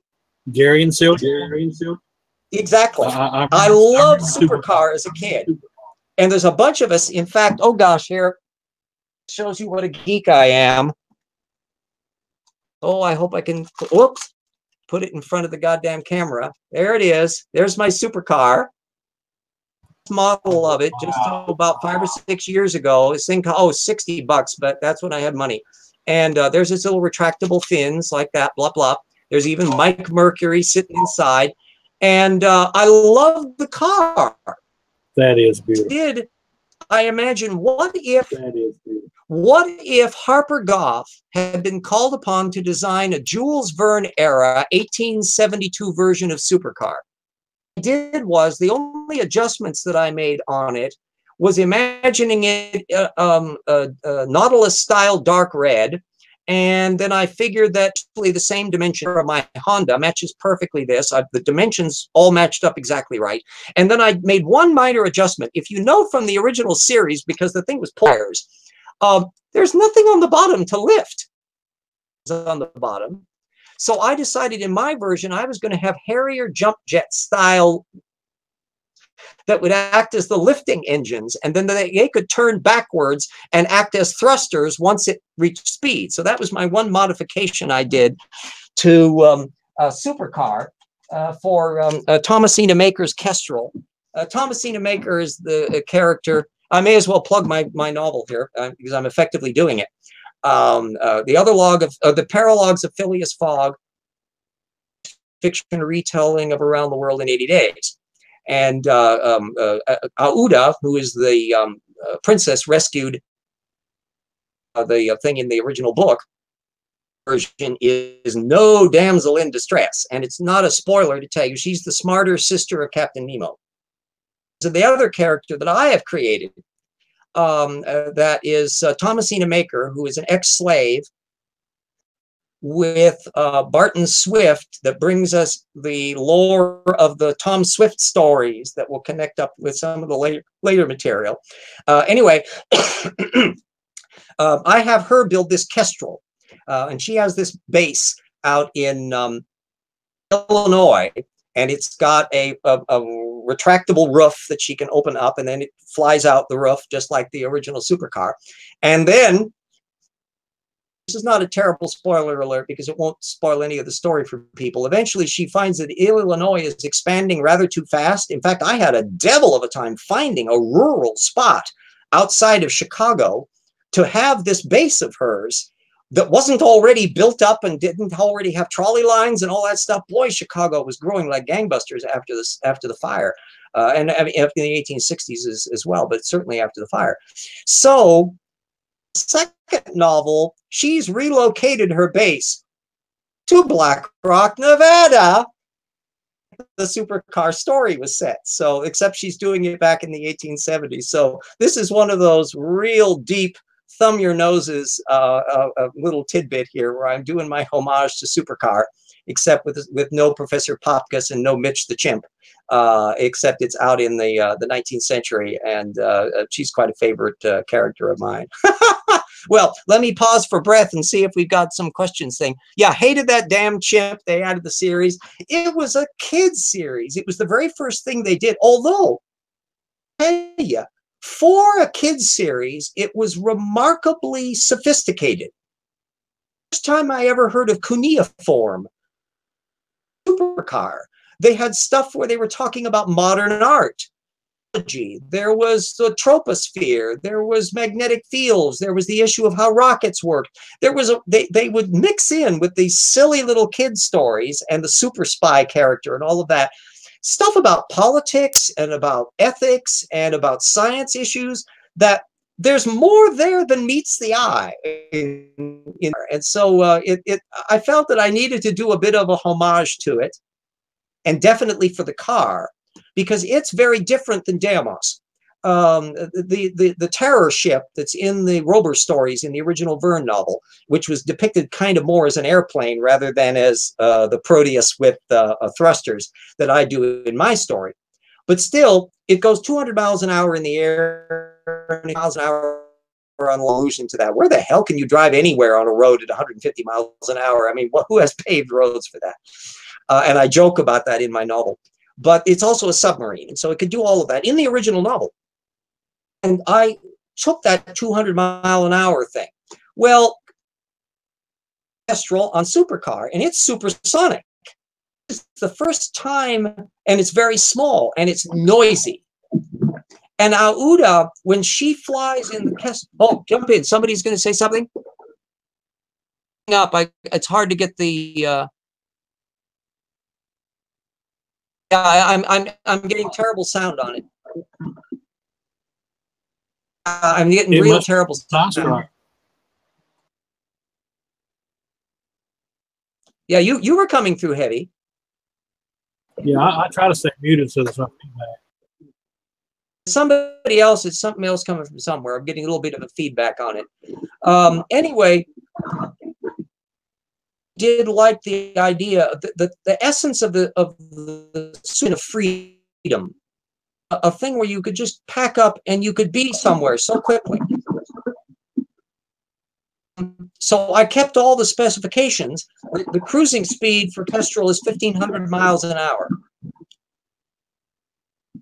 Thing about it, Aouda has never been anything that fast before, and boy, does she love it. Acceleration, she enjoys. If other people that fly in the things are scared shitless with it, to build one of those. And some of the later stories, as I'm writing the sequel, she's going to fiddle on that. I see there's some other car. Yeah, Fireball, XL5, Stingray, UFO. I saw a lot of them were never shown here. I saw a supercar down in California. I never saw Fireball or XL5. I saw bits of Stingray and the UFO series. But, of course, by the time you got to UFO, he was live action. And then, of course, Space 1999 was the big one that they did. Now they were kind of riffing off of 2001 era success. I think it was only on for a couple seasons. If real geeks will know that the head of the anti-UFO bunch was the pilot of the Orion space plane in 2001: A Space Odyssey. No, he's the Ares, captain of the Ares 4B, the one that goes to the moon in 2001. You can recognize him, and that would be just before he did UFO. It was right around in that same period. And Haywood Floyd from 2001, he was another minor British actor. The actor that played that, and had a minor little film career. There were a lot of Canadian actors and stuff that popped up in these things as well. Excuse me for a moment. SciStrike, you got a lot of feedback coming through. Too. I don't know. I hope it's nothing that I'm doing at my end. No, I noticed on his little icon, the green dots that come up when you call them. They're coming up on his. AJS, yes, I do remember The Invaders. That was in color. Quinn Martin. That was in the mid-1960s. It was around the same time as Lost in Space. And that set, it was a really seriously done show. Was the actor in it. It was kind of like as usual, a paranoid thing of where somebody discovers there's an alien invasion and he's trying to find out. The aliens, I seem to think their pinky finger or something was oddly shaped, and that's how you can help identify them and that. And it was on, I think, for a couple seasons. You'd have one of the most boring looking UFOs you've ever seen, and they kind of kept a minimum because it was very expensive to do, as Star Trek, of course, discovered a year or two later when they were trying to do science fiction on a regular series basis with spaceships, and it cost way more than The Invaders. Oh, yeah. I don't even know. I don't know if it's out on video, Fino. It's an okay. Oh, my God. Repops of Supercar Kelling for $149.95. Wow. I think I paid $60 for mine, and that was 10 years ago. God damn it, I thought I might have stumped RJ. Oh my. But yeah, there was science fiction was in a very dearthy quality. You had a series of anthology series on in the early 1950s, science fiction theater and stuff like that, Tales of the Incredible and that sort of stuff. And then not much until you hit Twilight Zone, which was another anthology series. And so the old Buck Rogers and all that kind of stuff in the mid-50s disappeared. You had anthology series, and then The Outer Limits that was on for only a couple seasons, also an anthology series. Star Trek was the first that was a continuing storyline. And wow, was it a step forward. It's a mark of that period. Other science fiction series to deal with things because they had to deal with cheesy plots or limited storylines and the special effects budget. Nowadays, of course, almost any television series can have very elaborate special effects that can blow movies out of the water from the 60s and 70s, but they don't always have heart. And that's still as much of a problem. You got to have a good story. You got to have good characters. You got to care about them. And the science fiction medium to allow you to tell stories in new ways. Serling was a social commentary guy. He was doing serious dramatic works, and he found he couldn't do those. 50s came along without getting into trouble with the sponsors. But you call it a science fiction alien planet or an alternate universe or a fantasy world, you're still doing the same social commentaries, the allegories of McCarthyism, of religious bigotry, of reason over superstition.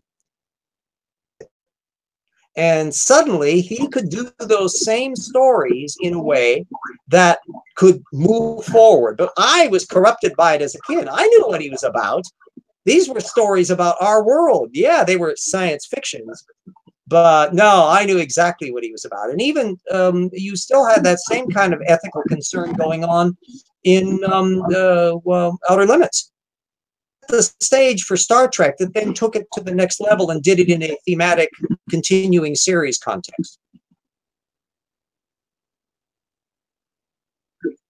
Yes, what mostly got away with. The one area that was always, and as a gay guy, I had to always watch the one place where Star Trek, where no man has ever gone before, and that is a gay character, a gay male character. And there was again and again and again, they were going to have gay characters, season after season, series after series. And then suddenly the poobahs at Paramount would look at fix and go, yeah, this is too controversial. We can get away with a lesbian kiss every once in a while, but you just can't have a gay character. And they would back off from it repeatedly. So whether or not they can ever manage to pull it off without having a conniption fit or getting Tony Perkins at the Family Research Council to burst into flames, although I would do that, it remains to be seen.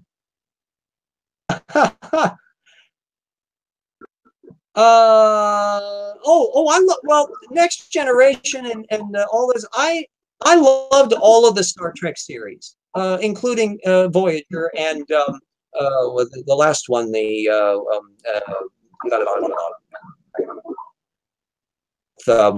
what's his name? Oh gosh, my brain is farting here.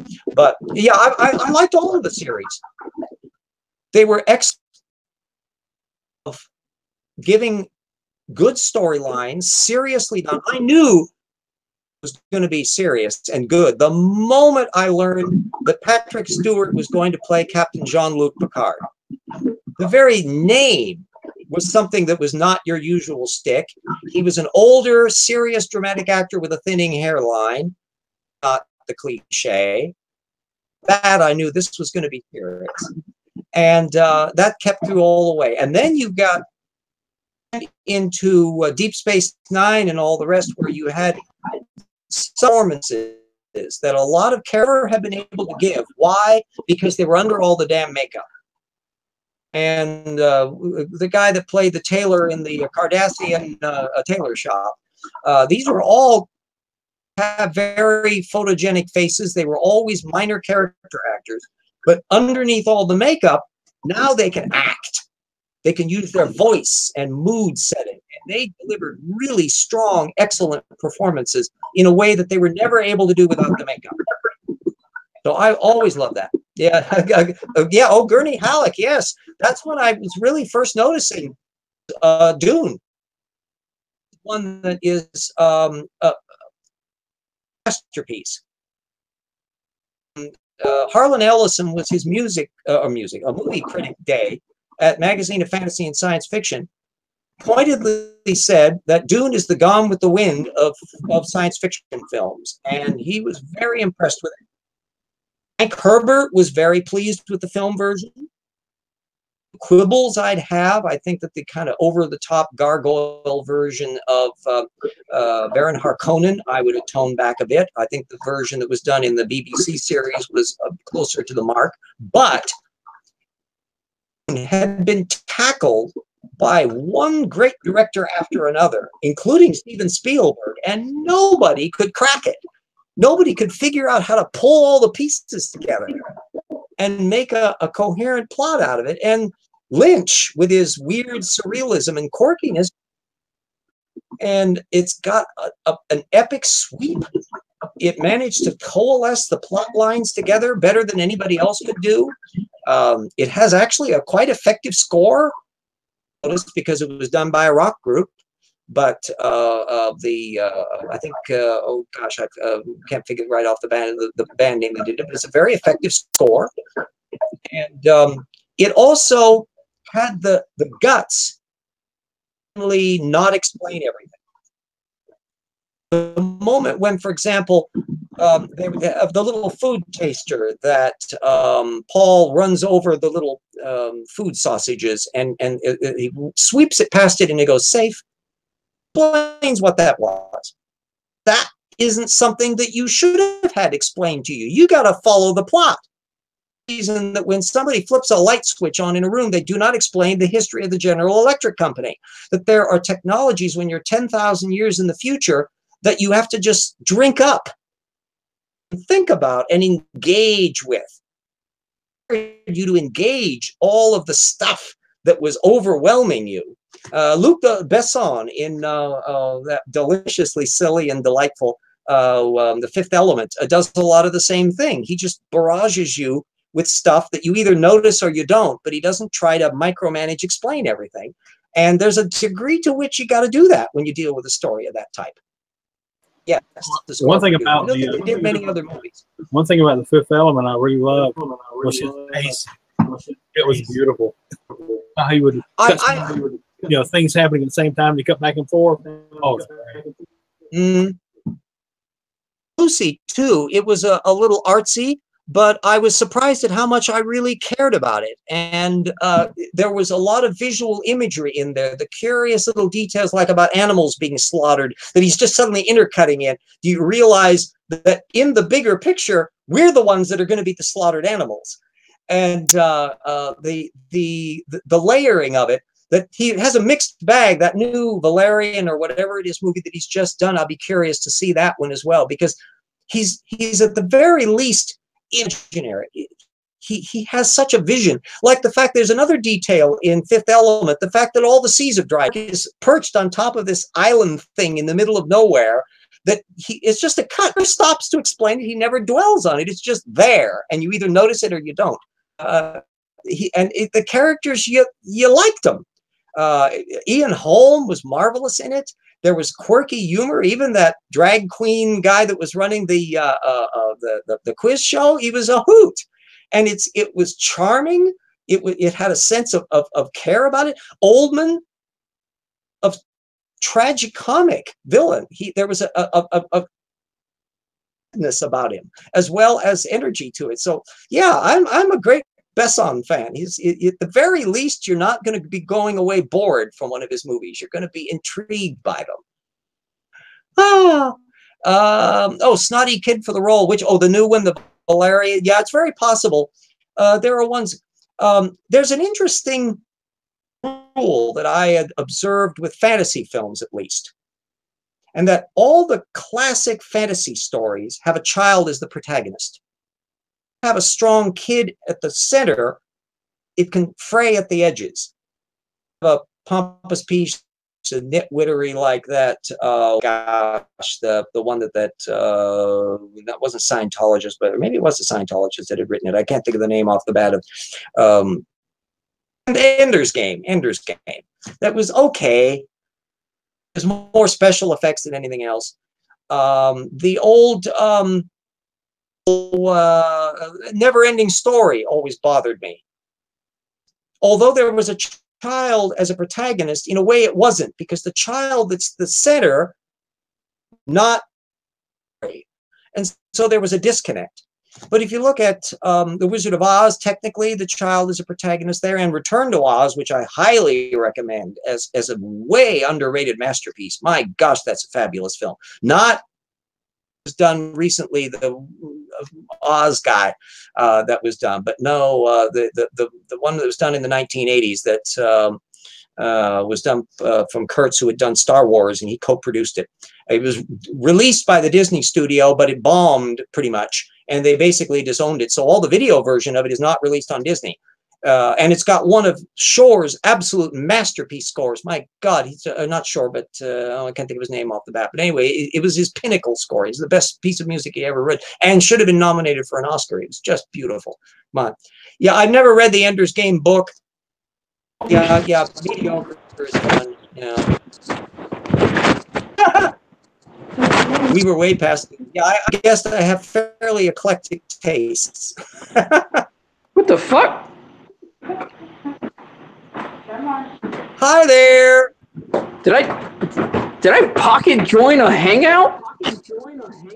Yes, I was telling people they can come in on video. I didn't even like Eat me, the one of those who has both of my books and has read Phileas Fogg and liked it. I mean, I read it.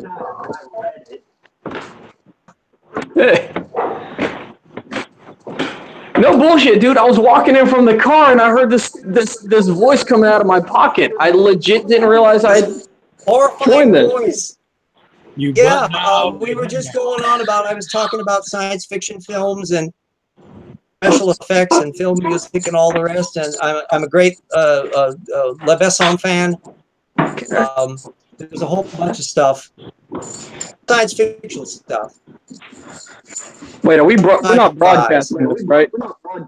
Yes, yeah, this is the after show. Oh, great, cool. So a lot of people know what my fucking ugly ass takes my ass forehead. Appreciate you. Thanks. Hell's bells! If they can take this, they can take you, Buster.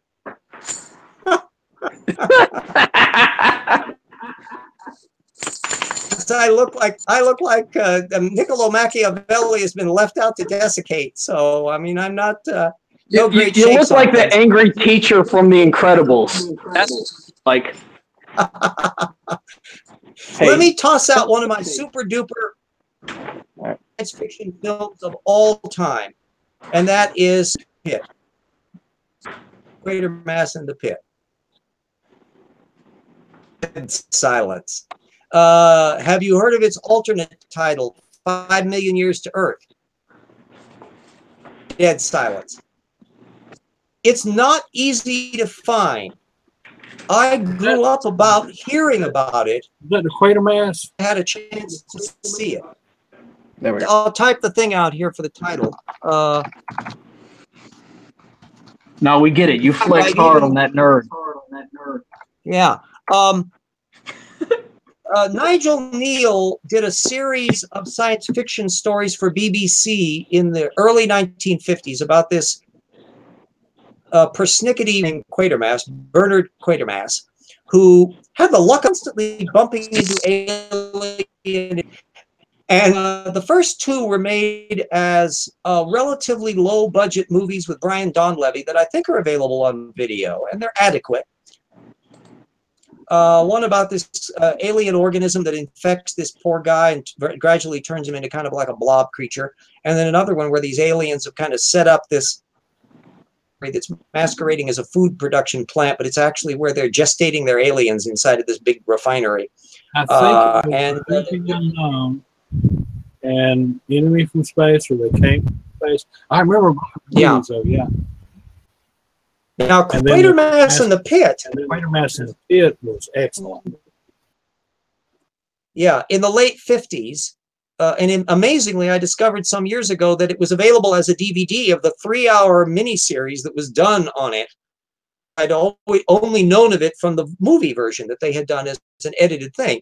But anyway, called upon Hammer Movies that was trying to get off of their vampire kick, decided to do something fiction.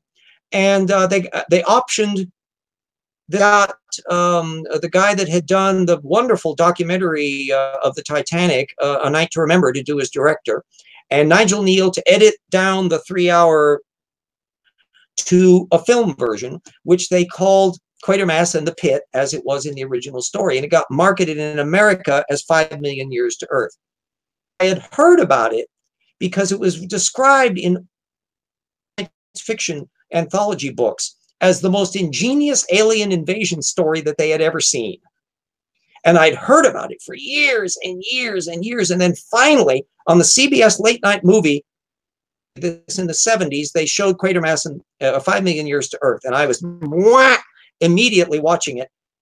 Exactly what they meant by it. This ingenious, clever, brooding plot about this. I may as well spoiler alert apart, because like watching Shakespeare, it won't spoil it for you. An alien spaceship is found buried in a subway excavation. As they bring this thing at Hobbs End, and they suddenly bump into these bones. So suddenly they stop, and the archaeologists have to come in, and now they're doing their little grids, and they're doing all their stuff, and now they're stopping stuff, and they want to begin because they're wasting money because they have to continue the subway, and you're hearing the subway rattle by and all that. And then suddenly the man says, I seem to have struck some sort of buried pipe. And they now have to stop the excavation of the archaeological dig because they have apparently found an unexploded bomb from the Second World War. So the military are brought in, and that's what brings Quatermass in, who's trying to argue with this prick of a guy, Colonel Breen, who wants to militarize space and want to do that. And he gets sucked in where he's acting as a consultant where they're looking at this bomb, because the other guy, Breen, used to do bomb defusing back in World War II. Except as they're starting to clear the thing away, and they realize that it's not magnetic because the magnets drop off, and the local guy is saying, well, you know, the place is an odd place, and nobody was living here by the time anything would have happened. Bomb damage from anything during the war. People didn't live there because of the scare. What scare? So, somebody, silly things. And then the secretary starts doing research and discovers that this place is haunted with demons. And the fact the signs of these demons got so serious that it was stopping construction on the new subway station that was going through the area at the time. And you build up this gradual sense of impending doom as they start excavating more and more and more of the thing in the pit, and discover that doing stuff. And then you discover more, and I won't spoiler alert anything beyond it, but it is one of the most ingenious plots. And although the special effects have been certainly surpassed now, yeah, the 67 full movie, it's hard to get on DVD. In fact, my version of it that I got with the audio commentary was on Laserdisc, and that was never issued on DVD. And it's never come out on Blu-ray. The DVD I got was a Spanish language market version that's playable in America. So the opening all with Spanish, but it's an English movie. So there's no subtitles or anything to worry about. Still, it's hard to find. Yeah, they've got the whole movie. Yeah. Full cast. The fellow playing the scientist, Ronan, and then the wonderful actor that played in Cleopatra, Andrew Keir, who played Quatermass. Moment in the film, things that's perfectly intelligible, but you don't expect them to be the one that's doing it. This plot has that I'd never seen in an alien invasion story before, and it's immensely powerful, and it's got quite a nice score in it. The scenes well, let's call them demonic possession, it could be done more sophisticated in terms of today's special effects, but the performances are still impressive. And there's creepy elements about it. Guy in the who's describing what he's seeing on Mars, and when he goes, yes, there's this sudden whoa, the intensity. It's almost like Sprechgesang.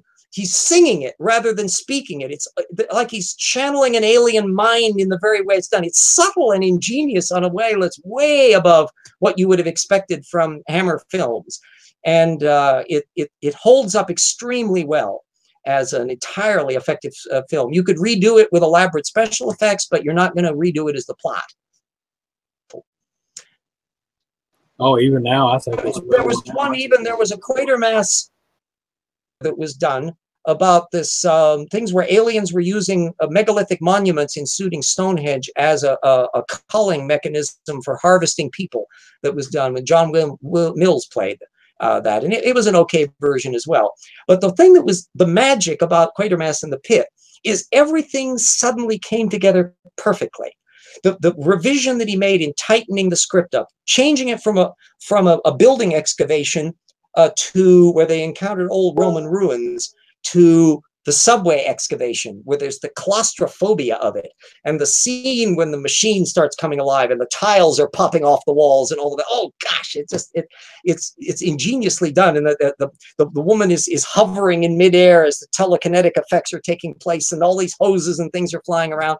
That it connects up the aliens with demonic possession, with what the nature of human beings are. Well, if anyone is, we're the Martians now. The multiple layered script handles up. The one cheesy element was the depiction of the big energy being at the towards the tail end of the story. That could have been done more cleverly. And frankly, the depiction of the mind memories of what was going on in the Martian hive TV version, they actually didn't do it quite as effectively in the film version. The TV one was remarkably well done. But those are minor quibbles compared to the thing that the film itself is just delicious.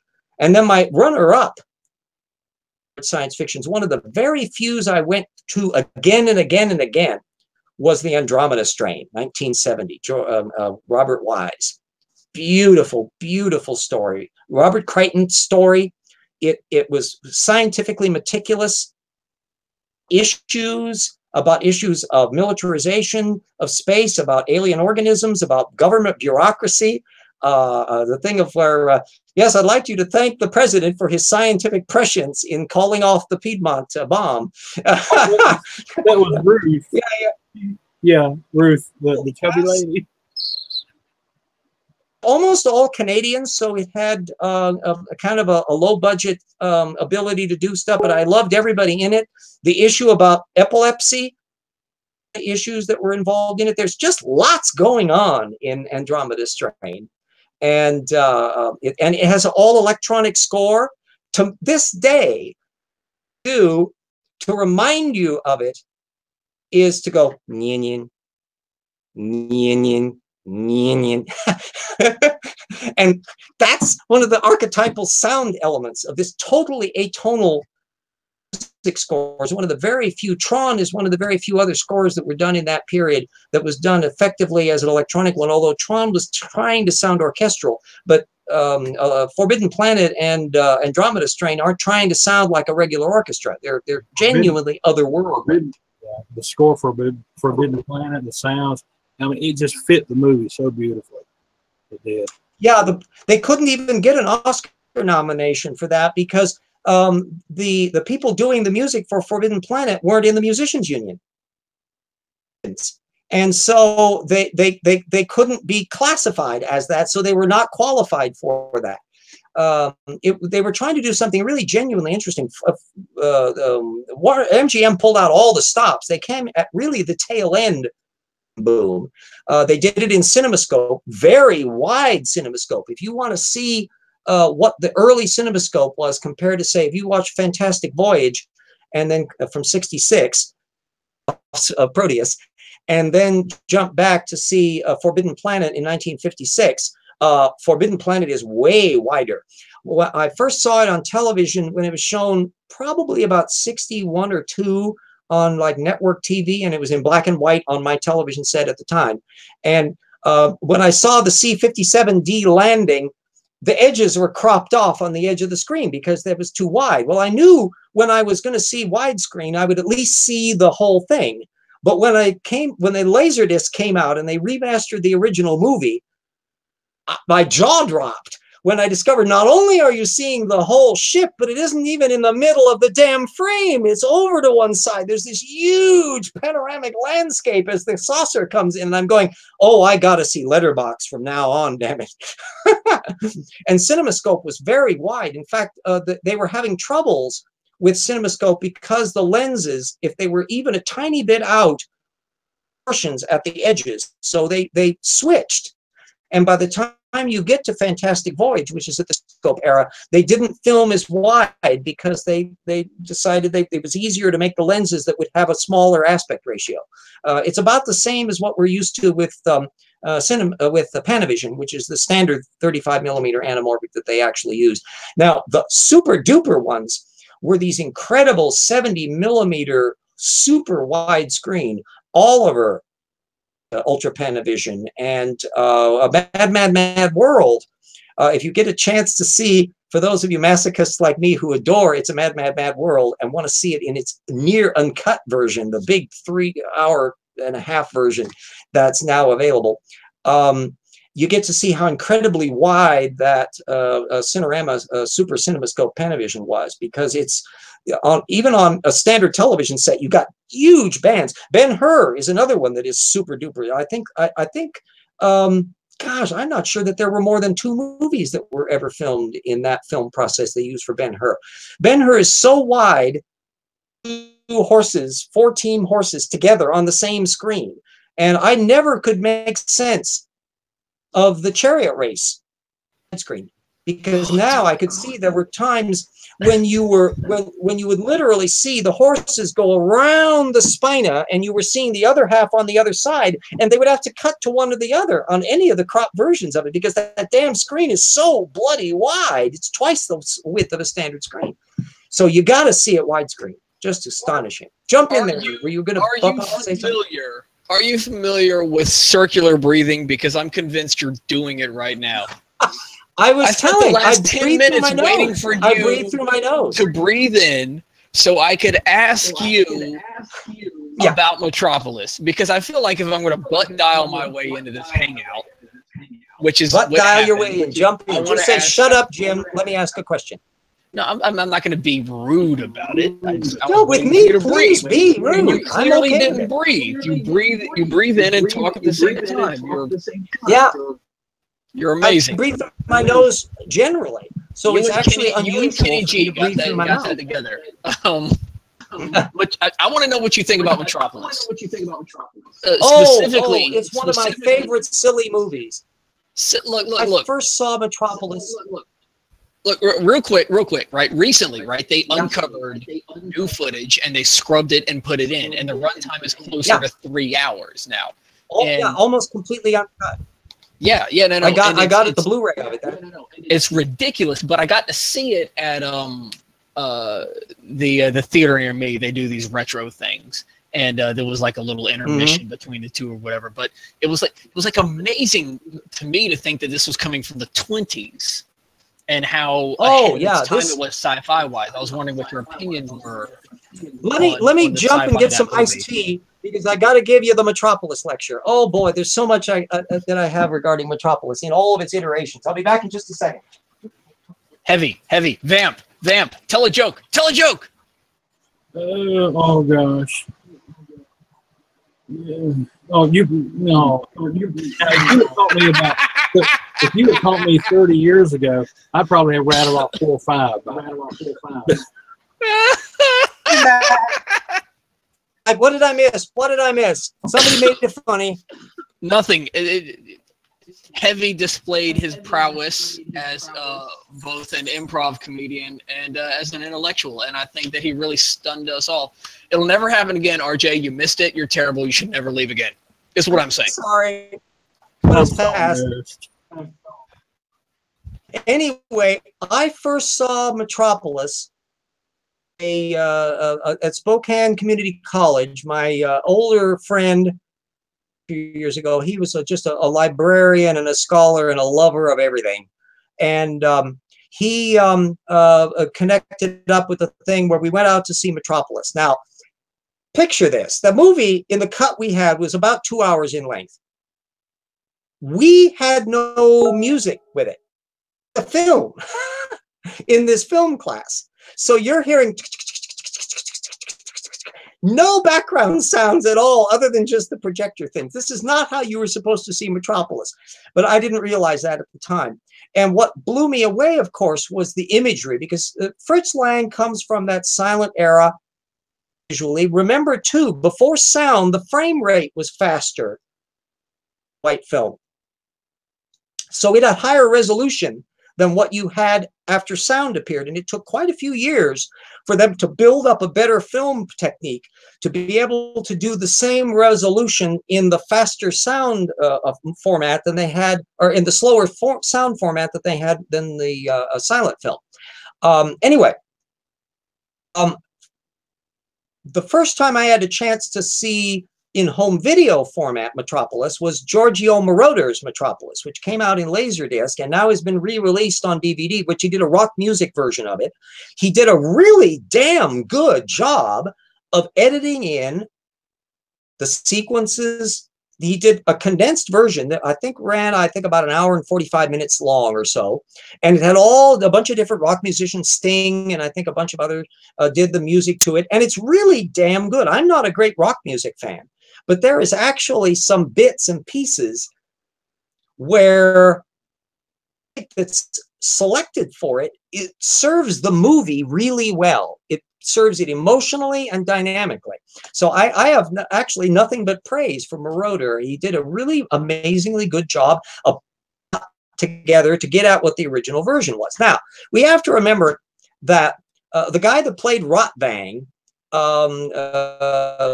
give his name off the bat, he played in a lot of different movies with Lang, and he was married to the woman who eventually married Fritz Lang. So Fritz Lang stole the guy's wife, but they still worked together in spite. She was just an addle-pated proto-Nazi. That battle axe. She stayed in Germany and worked all through the Nazi era, and they divorced and all that. So anyway, and if you look at a lot of her plots, like the Frau Woman in the Moon. Before moving on. Yeah. Can I get that one more time? That insult. Addle-painted proto-Nazi. Is that what you said? Yeah. Yeah, I didn't know a hell of a lot about Mrs. Lang until I really read about what she did as the screenwriter in the Moon, which was a few years later. And she basically believed in all of this claptrap conspiracy worldview. And it began to show more and more in her screenplays, and to the point where it was understandable why Lang left. Mrs. Lang stayed and had a fairly active career, as many of the actors did. The guy that plays the very bushy, burly guy in Metropolis, that's the head of the workers, that shakes the hand with the guy at the end of the movie, John Feddersen, that big Neanderthal behemoth guy, he stayed and had a very active career. I think he played the captain of the Titanic in the German Titanic from 1945, which I also have on video. That's a whole side story. But anyway, back to Metropolis. After the Moroder era in the 1980s, when they were really interested in Metropolis as a film, because it was so influential. Anybody who's seen Star Wars knows that the robot's based on Maria from Metropolis, C-3PO.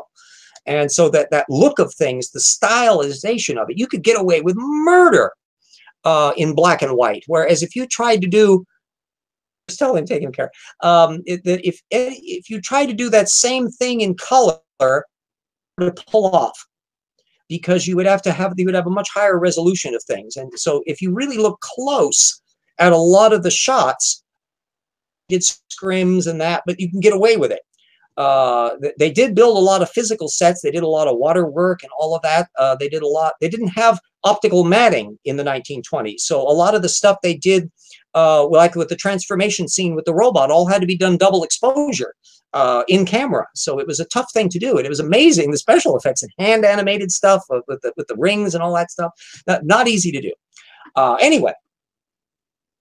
Starting in the 1990s and on, people started to pay attention, and it became basically an international effort to reconstruct Metropolis. And the first version that came out finally got a big chunk of film footage, good film footage, that brought it up to closer to its running length. And by that time, they'd also decided to pay attention to the original music.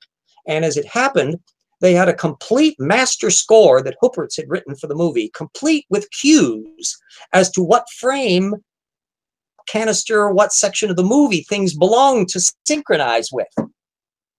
The first version that was done on full-blown restoration, music attached. And then when they found this motherlode, Brazilian guy, I think he was from Brazil. He was a rich playboy, and he loved to show home movies, and he would buy prints of European movies and show them at home.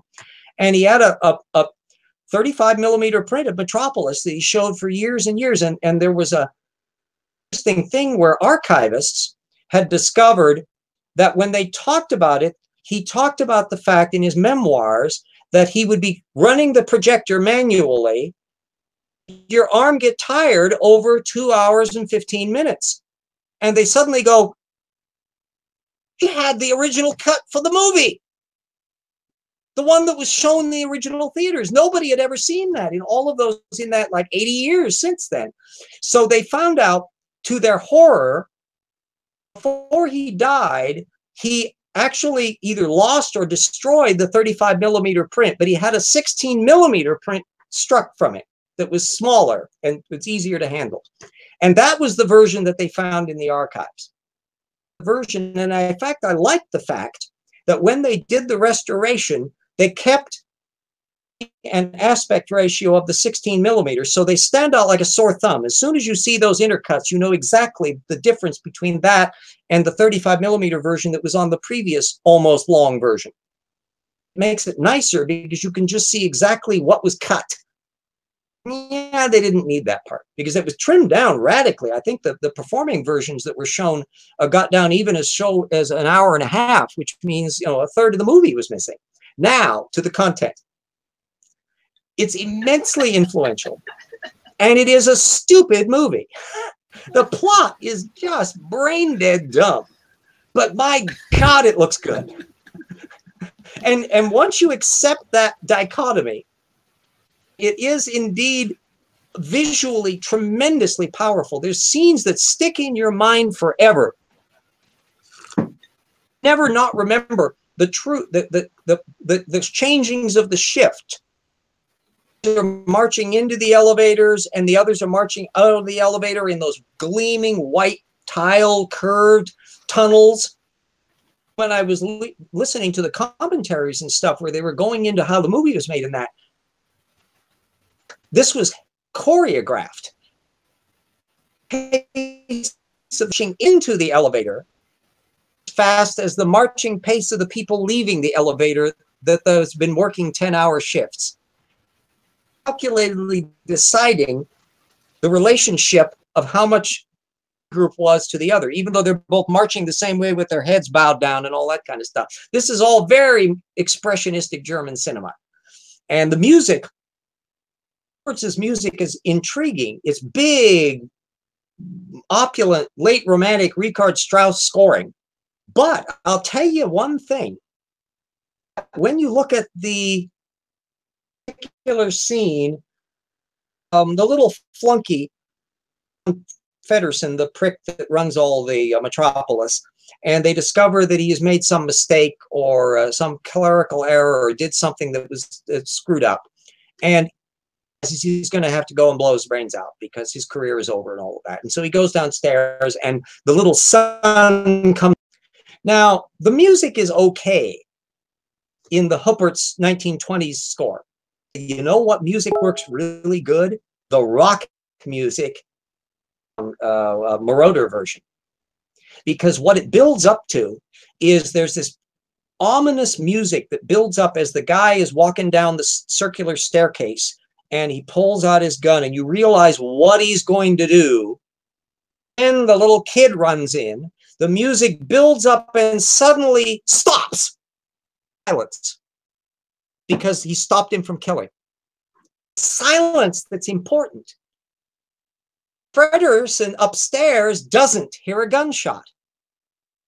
So he knows that the guy hasn't done what he was supposed to do, which is go off and kill himself like a little flunky man should do. So there's actually more clarity and dramatic impact in the Marauder version than there is in the Huppert's version for the sound mixing of a rock music score.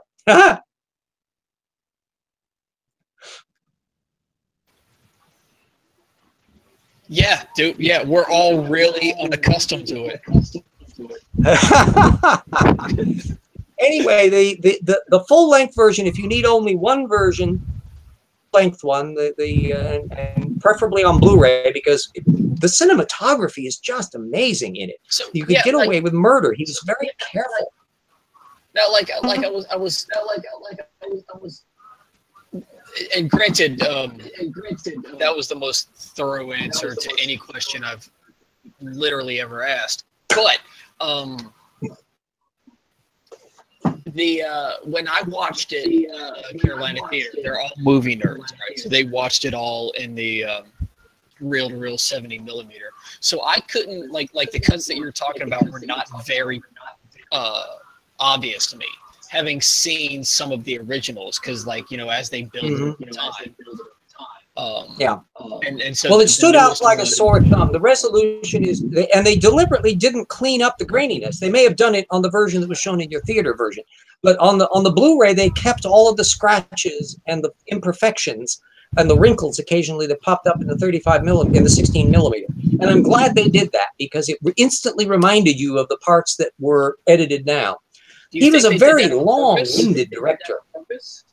Yeah, deliberately, because they could easily have digitally remastered them. They did that for the earlier remaster, where they digitally cleaned up all of the footage to produce a single seamless 2-hour and 10-minute or whatever version.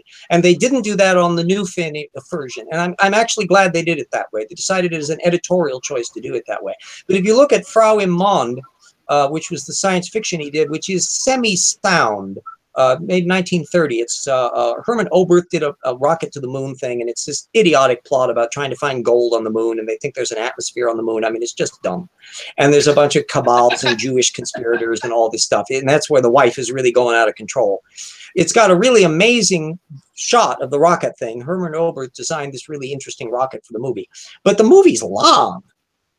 It's 3 hours. This thing is Lawrence of Arabia length, and Lang never really made anything that mammoth again when he came to America. First of all, he was adapting to sound, but also 3-hour movies were not the norm in Hollywood. They wanted them 1 hour and 45 minutes. And if you look at almost every major motion picture, from Casablanca to The Wizard of Oz and the Adventures of Robin Hood and now Voyager, they all clock in at just about 1 hour and 45 minutes. It's unusual to go longer, because that's cutting into the double feature with the cartoon and the serial and all that kind of stuff then at the movie theater. And the one thing they didn't want to do, there are very few movies that are done in the heyday of Hollywood that were 3 hours long. The Great Ziegfeld was a 3-hour epic in the 1930s and blew everyone away by winning Best Picture Oscar, which everyone thought Louis B. Mayer must have bribed the Academy. Although I think it's actually a very good movie, so it's had a better reputation over time. And then, of course, the Mount Olympus of movies was "Dun ta da ta, Gone with the Wind" at 4 bloody effing hours. This thing was just astonishing. You saw in one giant long cut, an intermission in the middle, but so you were there for between the opening blitz and the end blitz, and that you would have seen that over 4.5 hours. That's a big movie, but it carries it. It's a genuine epic. And then you don't really start getting into the epic mode again until Company start trotting back out in with Lawrence with Bridge on the River Kwai in '58. then, boy, now you have a new lease on life. Plus, you got the television threat. So there's a direct incentive to do things you can't see at home, like widescreen and stereophonic sound and color and all that stuff that you can't do at home. That'll drag them out of the wrestling matches and quiz shows. And it was the great heyday of the giant widescreen movie. It was a mixed blessing. It produced a colossal number of film processes. There were just an amazing number of 35 millimeter and 70 millimeter and Cinerama and all that kind of stuff. And they kind of weeded themselves out to where by 1970, things are kind of tailing down. I think one of the very last films, and then of course, there was filmed in this Camera 55 that was pretty damned impressive. I think there were only, I think the Bible and we're done in that. And then you still found among the Dino De Laurentiis said he was just really fond of the film process that had worked out after he was finding Cinerama multiple screens was a real pain in the ass to do. So he said, can you do a single lens, single camera thing that'll do just about the same? And they came up with Todd AO, which was a 70 mils that Around the World in 80 Days was filmed in, and all the way down to old Flash Gordon. You want to see a Todd AO movie?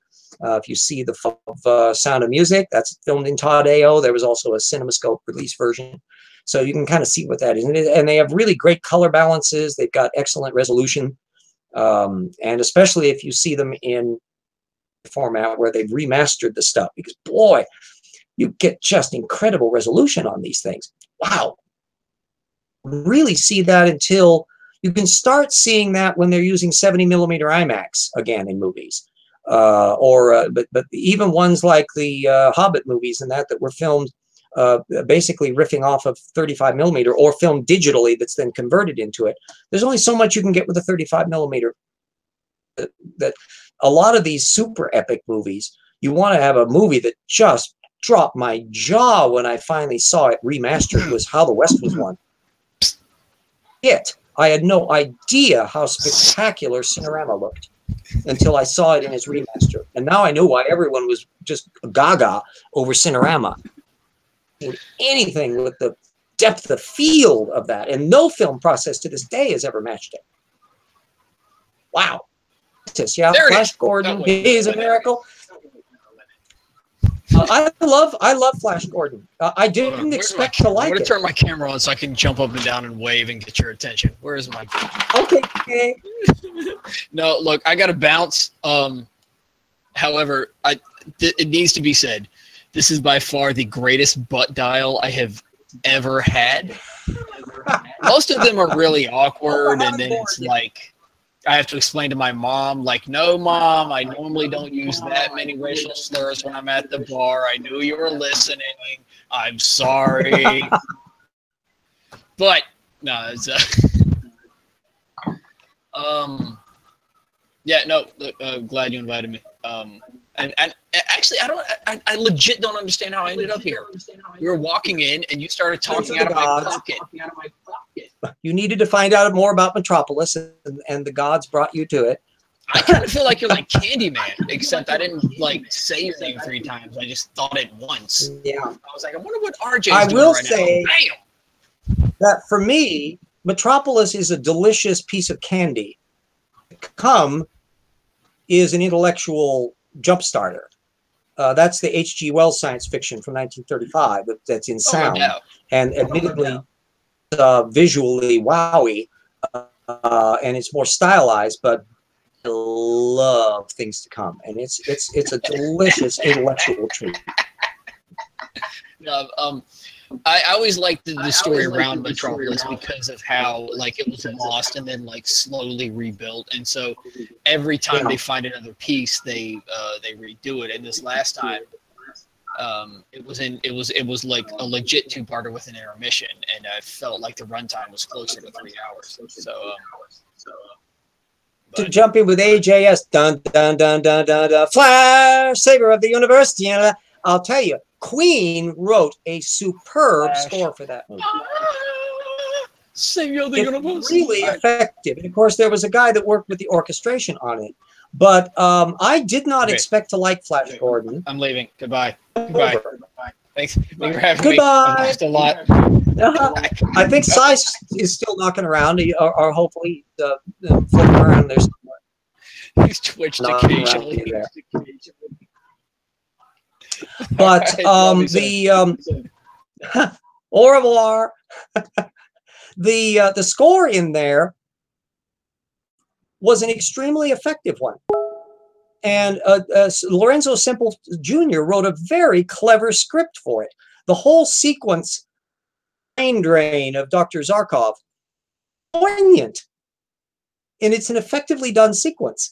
There's a wonderful scene where Arden is escaping from the Seraglio there after she's drunk the princesses down under the table. You know, she can hold her liquor better than they can. So, well, this is damn good. And the music that goes on during that period is really very effective. I think it's an underrated score. It's a light comedy, serious thing, but it's got heart to it. And plus, Max von Sydow was just having a field day with Ming the Merciless. And there's more depth in the script than needs to be the case. It's off the wall, elaborate special effects. It's also, from a special effects point of view, one of the very first uses of digital compositing to clean up things. There was a bit where not Dale Arden, but the princess that's with Flash when they're escaping to go to the Voltan planet or whatever. There was the bit with her hair that is against effectively a blue screen. And that was really hard to master. Well, they were using a digital technique to be able to retain all of that stuff. So it's very early in the stage of stuff that would later on end up with Jurassic Park, and where you are now doing everything digitally. And that was one of the very earliest shots in that field, that they were moving out of the optical and into the digital realm. Barbarella. Oh, Barbarella, Brian. That's another delightful little movie. That's a guilty pleasure. A silly movie, wacky score. I'm not terribly fond of the music to it. It's very dated 60s. That, of course, is with Jane Fonda's striptease in Zero G with the credits with the little bubble words bopping off of her like balloons blowing up when they hit her nipples. I mean, it's just it's a movie that to show you our styles have changed. It wouldn't even pass muster for a PG rating today. It's remarkably tame, but boy, was it considered racy back in 1967. And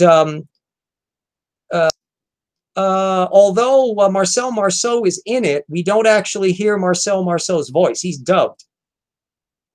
I love the guy that plays, he's a, well, I can't remember whether he was an American actor or European that lived in America, but he plays Duran Duran, which, by the way, is the thing from, it was from a French comic book.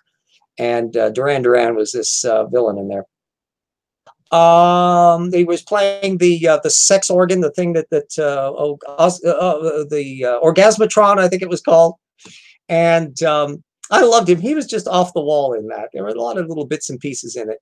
Law, the actor Law, was practically catatonic as the angel. There's a lot of ups and downs in it.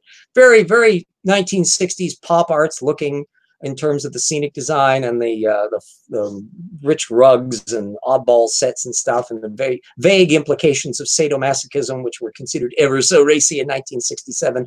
But by then we're getting into the Vietnam War when our sadomasochism was real and we were seeing it on the news. So it came out as kind of a milder thing. Came out at the same time as 2001. And then, of course, the favorite pot smoker psychedelic movie of the year was Yellow Submarine. Well, and 2001 too, both of those. And Fantasia, that was a little bit later. I think that was re-released in '70. So you had for people who were high while watching movies. I was not one of them.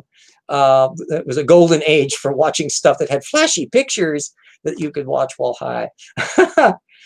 Oh, the Hawkman totally pasted into the sky background. Yeah, about the only weak area for the score in Flash Gordon was that battle scene.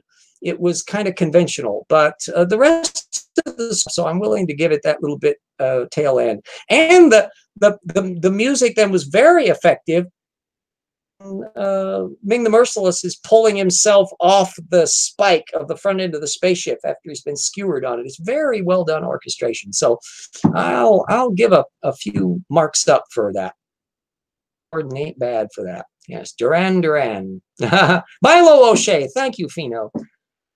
Yeah, he was a wonderful character actor. He played in a lot of serious movies and plays, mainly on Broadway and that. And this was about his only chance to play over-the-top villain. His cackling laugh as he walks off, you know, it's just absolutely over the top. It's a guilty pleasure story. It's a remarkably sweet little thing, which, considering the reputation it had at the time, is weirdly ironic.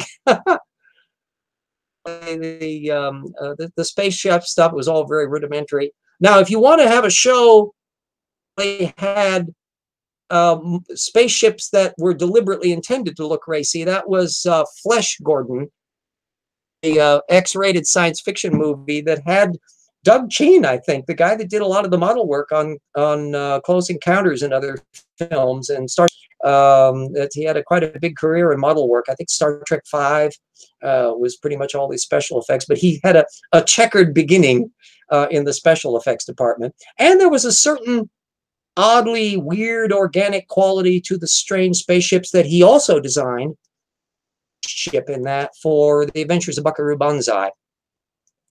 That's I've already mentioned, I think, is one of my guilty pleasure films that you'll either love or hate, and is a delight. I saw Flesh Gordon once. I think it was shown on a cable channel once, and I had to watch it, and boy, it's terrible.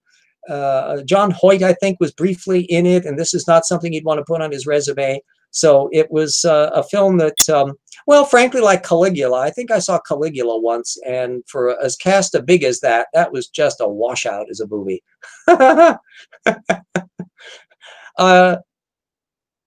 There'd be a fun thing to say about which movies love to see as science fiction films, but have never been done, either because nobody's ever bought the rights to them or nobody can thrash out the rights to them. Time and again, any novel, the science fiction time travel novel, what's his name, from Butch Cassidy and the Sundance Kid, the one that's still alive. He owns the rights to it. He bought it years ago and has never done it. Then for Leibowitz, boy, that would be a fabulous movie if you had somebody with a David Lean style sensibility. And you could handle it, even though it was the 60s and was about a nuclear war. You could reframe the context fairly easily so that it would be updatable and still handle effectively the delicious story. And then in the science fiction front, The Witches of Caras. Do that easy now with the modern special effects. That was a comic science fiction novel that lost out to Dune, a science fiction novel for the Hugo Award. And it's about this to the Republic of Nickeldepane, who bumps into these three psychic young witches who are from this planet of teleporters and beings with special telekinetic powers, and he's trying to bring them back to their place down before. And there's these masses of villains and Narthby sprites and Sheem assassins. This is like spider thing that's kept inside of a crate, and it's just it would have been unfilmable in the 1960s, but boy, with modern digital effects and stuff, it would be just Moon is a Harsh Mistress. Boy, Robert Heinlein's novels, of all of the Heinlein novels, it's never been done.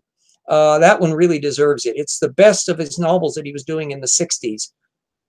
To get really verbose and flabby in too much of his writing. His books were always twice as long as they needed to be, but Moon is a Harsh Mistress is taut and effective and tidy, and could easily be done nowadays with the special effects aspects. It wouldn't even necessarily be much beyond a made-for-TV movie level, frankly. Internet is for porn.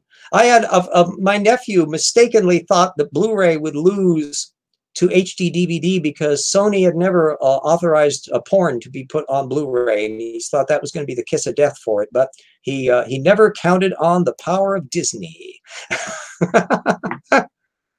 Yes, the Moon is a Harsh Mistress is, yeah, where Mike recommends that how do we get our independence from the Earth? We throw rocks at them. So they use the mass driver that they use to launch crafts, and all they got to do is to time it right and use the ballistics. They can throw rocks, debris, and they will keep doing it until you say, let us go. I also had a weird reflection on it because there's a Bon Marché department store on the lunar colony. The moon is a big prison, a penal colony. It's kind of like Australia in the 19th century, so where people basically live normal lives, but they're exiled. And the Bon Marché department store, see, there was a Bon Marché here in Spokane, so there was a connection. Heinlein would put all sorts of unusual things. I think he mentioned Spokane once in one of his stories too. So yeah, I know he bumped around in a lot of these areas, and anybody who mentioned Spokane or stuff that related to here, I would always go, oh, okay, there we go. It has connected to stuff. And Mike the computer in that, and then the fact that the hero, this would be something else. This would be easy to do today. He was an amputee, and he had these series of prosthetics that he could put on, so he could put on toolkits onto his arm. And that would have been very difficult to pull off visually. They would have had to have done all sorts of trick shots and stuff, but boy, they can do that effortlessly with digital today. So yeah. Bon Marché off easement lock 13. Our version here was just B-O-N Marché. It's French for the cheap. A goodbye, basically. And in fact, I made a point of mentioning Bon Marché as fog, where I have somebody talking about the fact that the villains are not actually spending as much on this as it looks like, and it says they're trying to do a conspiracy on the cheap, a true Bon Marché. Yeah, Moon is a Harsh Mistress is a nice story. All with Jubal Harshaw and the stuff in the later novels, boy, those things wandered and wandered. God, they just had too much dialogue. They would just flow back and forth and back and forth. Too much philosophy and not enough storyline. So Moon is a Harsh Mistress is nice. Tons of rock made a giant boom after 300,000 kilometers of travel. Yeah. Look how small something roughly the size of a tugboat is what produced Meteor Crater down in Arizona. In some sense, and if you put more thrust into it, if you can hurl it faster, you get even more things out of it. That kind of bombardment. That's why all of the force. There's a series that's coming up there about survival or something where there's going to be a meteor coming in and they're going to save the people on the Earth and they're going to do it on the sly and we've only got like so many days. And I'm going, what? Excuse me, but if you don't have any interstellar spacecraft parked in the garage ready to go right now, I'm afraid that's not nearly enough time. So you're basically screwed. You have to be able to anticipate these things centuries in advance. Thank you very much. Or at least decades in advance to make any headway at all. So that's I'll be intrigued to see how they handle that big plot hole. I never read a hell of a lot of Heinlein novels, and I probably read more of them in years. I was an Andre Norton fan, so I liked her stuff. They had a strange otherworldly mystery thing to them. Like the Time Traders, although when I reread it, see what kind of a movie it would make, and they made a sequel too, and I go, yeah, it's not quite as good. So there's some stories that you as a kid really hold up when you see them later. Adapting storylines, you need to have a good arc, you need to have a good conclusion. I never have a problem with people plot lines. Most novels can't be adapted smoothly into films. You got to tinker with them. That 20,000 Leagues Under the Sea didn't follow the book, other than just the big, entirely new plot that's much better than the original plot. And the same thing for Journey to the Center of the Earth. Goldfinger, as I mentioned, is a plot that's not in the book and better than the book. And sometimes you have to edit and structure. Dune is an example of that. You got to be able to edit and trim down. Some things, though, classic examples, nobody can film Frankenstein straight. The tears out of you. But even though it's not written in an explicitly visual format, really can be filmed pretty straight. It resonates things that, for me, were incredibly visual. And I wish somebody would do a proper Dracula thing, because they just can't resist tinkering with the story. And I'm going, Bram Stoker really knew kind of what he was doing, and he managed to hit the marks just beautifully, and everybody seems to want to screw it up. Oh, I didn't watch much Babylon 5. It was well made, and I think I took a look at the tail ending. It was a serious thing. Same thing with the remake of Battlestar Galactica, which was very well done and serious. I didn't watch it regularly. I just had too many other things on my mind. But I have no offense against people who watch them. Always remember that all science fiction stories should be about the human condition. If they're not, all the special effects in the world won't matter. And if they're not about truth and about issues, not technically about what we're doing. That in the same way, one of the reasons I think a Game of Thrones resonates a lot, because it's about stuff other than just dragons and mayhem. There's things on religious persecution and tolerance and extremism that really connect up with stuff that's outside of the box. So you're seeing it in a vicarious dramatic setting, but it's still about stuff, and holds good for that. Ooh, was Frankenstein the diary and letters story with zero thrill in it, or was that Dracula? Frankenstein was the diary and letters, that was Dracula. Like it was newspaper clippings and materials from Van Helsing's log and various other things. But when you looked at the order in which everything was presented, it was a remarkably straightforward, dramatic, graphic thing. And one of the things that Stoker really knew is something he didn't do, and that's never describe the vampire bit. And that's always been a snag. I don't care how you do it. It's gonna be troublesome, especially when you film it. And the moment you put those stupid little fangs down, he would always come in after the act. It's just getting up and turns into dust and disappears. You never see the thing itself.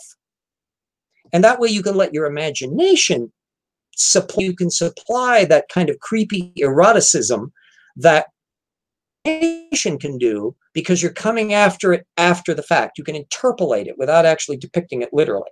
Now, the main arc that I liked about the story, and most of them get the basic gist of it, but the main essence is it builds up to where you get in the middle, where they drive the stake through Mina or Lucy or whichever the ones that they kill, the one sister, as the primary storyline.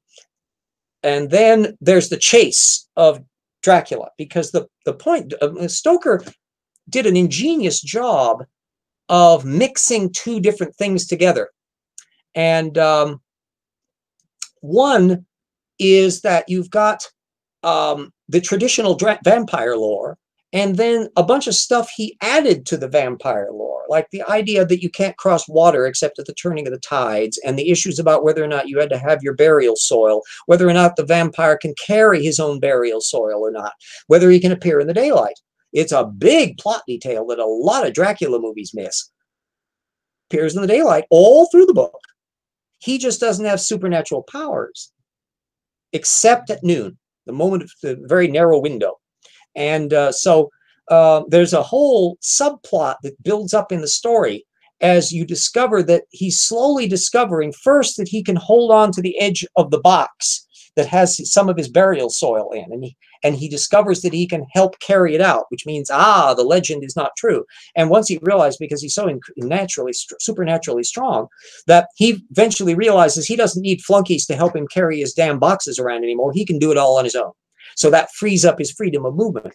And so the second half of the novel involves them tracking down Dracula. And of course, because Dracula by that time has put some of his blood infused in the girl to try to make her a vampire and to make him his bride, she's acting like a radar detector, because she can detect some of the things that's going on in his head. It works both ways. So it's an interesting chase scene as they're gradually working their way down. And of course, the one scene that not all Dracula films have got, the Coppola one did okay, and then there was the one that was done on BBC in the 70s with Louis Jourdan. But the essence is, vampire fights like the dickens to stay undead alive. there's a tremendous calm and repose and peace once he actually is done away with, when the through his heart, because now he's free. And he's now able to that curse is lifted on him.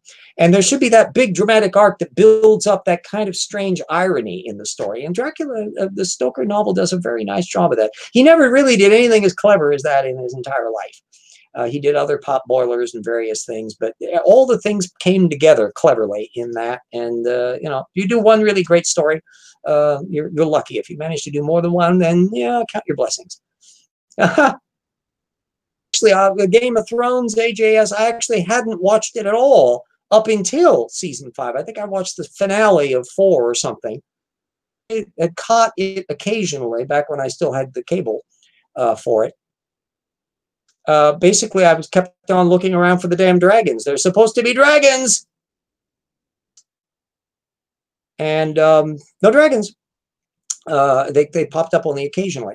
But only then later on, as I caught in some of the season finales, did I see, first of all, the wonderful dwarf actor. Admired his work for years, and he had had one failed series after another that never quite got off the ground, and I was delighted to see him finally getting and the recognition that he deserved, because fantastic performer, and the fact that he was shunted aside simply because he's tiny bothered me. And it was really great to see him being able to play a Lannister that can kick butt despite the fact that he's not very tall. Yeah. Oh, yeah. Fino, that's an interesting point about League of Extraordinary Gentlemen. Boy, that could have been a really interesting movie. Script editor, there was a lot of neat twists and turns to the plot line that were okay. It just is they ran into a lot of bad luck. They had a big budget thing when they had the hurricane that destroyed the sets, but they did also need a damn script editor on it, and they needed a little bit of rewrites on a few things. They should have revamped that damned Venice sequence right off the bat, because they were spending way too much money. What was essentially a distraction. It didn't contribute much to the arc of the plot. And if you're going to have a car chase that's gratuitous, try to pick a place with roads, damn it, not canals. So it just didn't work well. And plus you have that fabulous bit about costumes and the masks element used as a dramatic element to build up to make some advantage of it. If you're going to have that, milk it. But no, it just dropped on every possible dimension. It just went too many directions all at once. And so there was about a half hour too much for the movie. And then, of course, by the time they got down to the tail end sequence, they literally ran out of money because they had to recoup and refilm after they'd had the set wreck in the hurricane, where they had to rebuild so many sets. And so the special effects were relatively rudimentary. We were suddenly going into cheap TV commercial level at the tail end of the story. But League of Extraordinary Gentlemen had bones to it in principle. And a good script editor, or Daryl F. Zagnick, would have been sending memos like mad at Fox, trimming things down and suggesting things that needed to be adjusted. And they probably should have gone for about a 2-hour length, trimmed and adjusted and tightened. It could have been okay, because there was a lot about it I actually liked. And a good cast. It got dumped on as not having a good cast and that, but I disagree. I think the performers in it were perfectly adequate. So I'm iffy on it. Oh, Death of a Funeral, British version. Yes, it's long. Yes, he plays the secret gay lover of the deceased in that. Yeah, he's had a long, wonderful career. He had 2 television series. There was a brief, weird alien invasion, pox from space kind of things that came along. And the woman who was the lead in it, also, I adore her as an actress, but she's had bad luck in television series. And he was one of the scientists that was involved in it. And he was a sharp, angular in that. But the series, I think, was canceled after 1 season, and so it never quite went anywhere. It was on the same time as, oh gosh, there was another invasion series. The guy that was in, he co-produced the Oz television series. It was on NBC. Side to him. He's a very, very talented guy. He's interesting gone more into producer mode. Can't think of his name right off the bat. Old brain fart from the old guy. 30 Years in Britain trilogy when Harry Potter makes a weird appearance. That I do not know about. You have me on that. Stomp the RJ. Stomp the RJ. Care to jump in there, Pug? Wrap it up at midnight Eastern? Yeah, probably. To that. And I got to figure out what it is I'm doing on this. So when you stop this, then it will end up with a file somewhere. Juxtapositions on your sound there. Yes, RJ, I have to be at work in a little over 7 hours. Yes, do get sleep. Emerald City. Yes, Fino, that's correct. Emerald City. That's intriguing. It's also a very good cast. A lot of really top flight actors. It's dark. The producer of that, the guy that's behind it, is an old silly little television series and stuff. And he's got a talented dark side. Get renewed. Oh darn it. Yeah. Oh well. A lot of shows, a lot of series that I've done didn't get renewed that I was surprised. So anyway, if you want to pull the plug on it at any moment, you can do so, since I think you've got the controls on that one. Yes, God, I wish I could remember that. It was in he and another guy. They were both like teen idol kinds, and they did a series based on Isaac Asimov too. It was a series of science detectives, kind of like the Hardy Boys-ish. It only lasted one season. It was a little too didactic for its own good, but it was a rare example of skeptic method, kind of skeptical inquirer kind of mentality that was used in a television series. It needed better writing, frankly, and it was a nice try, but no cigar category. Third or fourth miniseries under the Alex title Century. Yeah, I'm not familiar with any of that stuff. Aleister Crowley. Oh, that's intriguing. Yeah. Well, Crowley is an intriguing little character. The only chess expert Satanist explorer I know right off the bat. Developer of modern Satanism theory. He had a checkered life, some of which might actually be true. And I have a reproduction of the tarot deck that he had Lady Frida Harris design, which is really gorgeous. The Book of Thoth. He basically had a knockdown drag out with Aleister, a pretend Scottish guy who was the head of the Order of the Golden Dawn, and they had a back and forth over who was going to control what, and they supposedly sent demons after each other. I mean, it's stuff that's fictional, but would make a very nice Lovecraft story. Oh my. Well, I hope I didn't bore everybody to death on this. This one went on for a while. I enjoyed having the people show up in the video thing. It was great getting that feedback. I really like that aspect. It lets you get some conversations in, and as though I do dither-dather on and not breathe, the pause to have somebody else put in things in the interactions. Yeah. Indeed. Finished off the time by plugging, please, GoFundMe, Patreon, any of those you can help with in any capacity. Tell people. Go in and jump up Richard Dawkins or Neil deGrasse Tyson or Jerry Coyne and say, damn you, all to hell, why aren't you paying attention to Downard? Chain myself. Other people have to do these things. Because otherwise, I'm just the arrogant prick there trying to hawk his own works, which I am, both arrogant prick and trying to hawk my works. But what can I do? Indeed. All right. On that note, let us make our egress, and we'll review our operation and see how well this worked out. All right. Okay. Well, I'll let you plug the thing on that, and then we'll figure out what it is we have to do in game here or whether it's self-posting or what else I have to do to complete it all. Is this thing to do something other than what I normally do for uploading video, because I think the size of it's huge. Won't it be?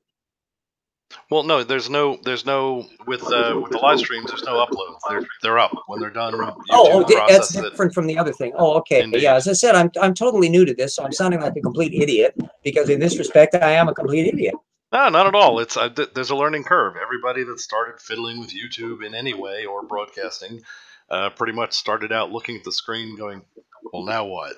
So, not to worry. All right. Well, and everybody that's still with us, remember, I hope eventually... everybody had some fun. Samuel Liddell McGregor Mathers. Yes, that was it. The McGregor was imaginary. I think he was from Yorkshire or something.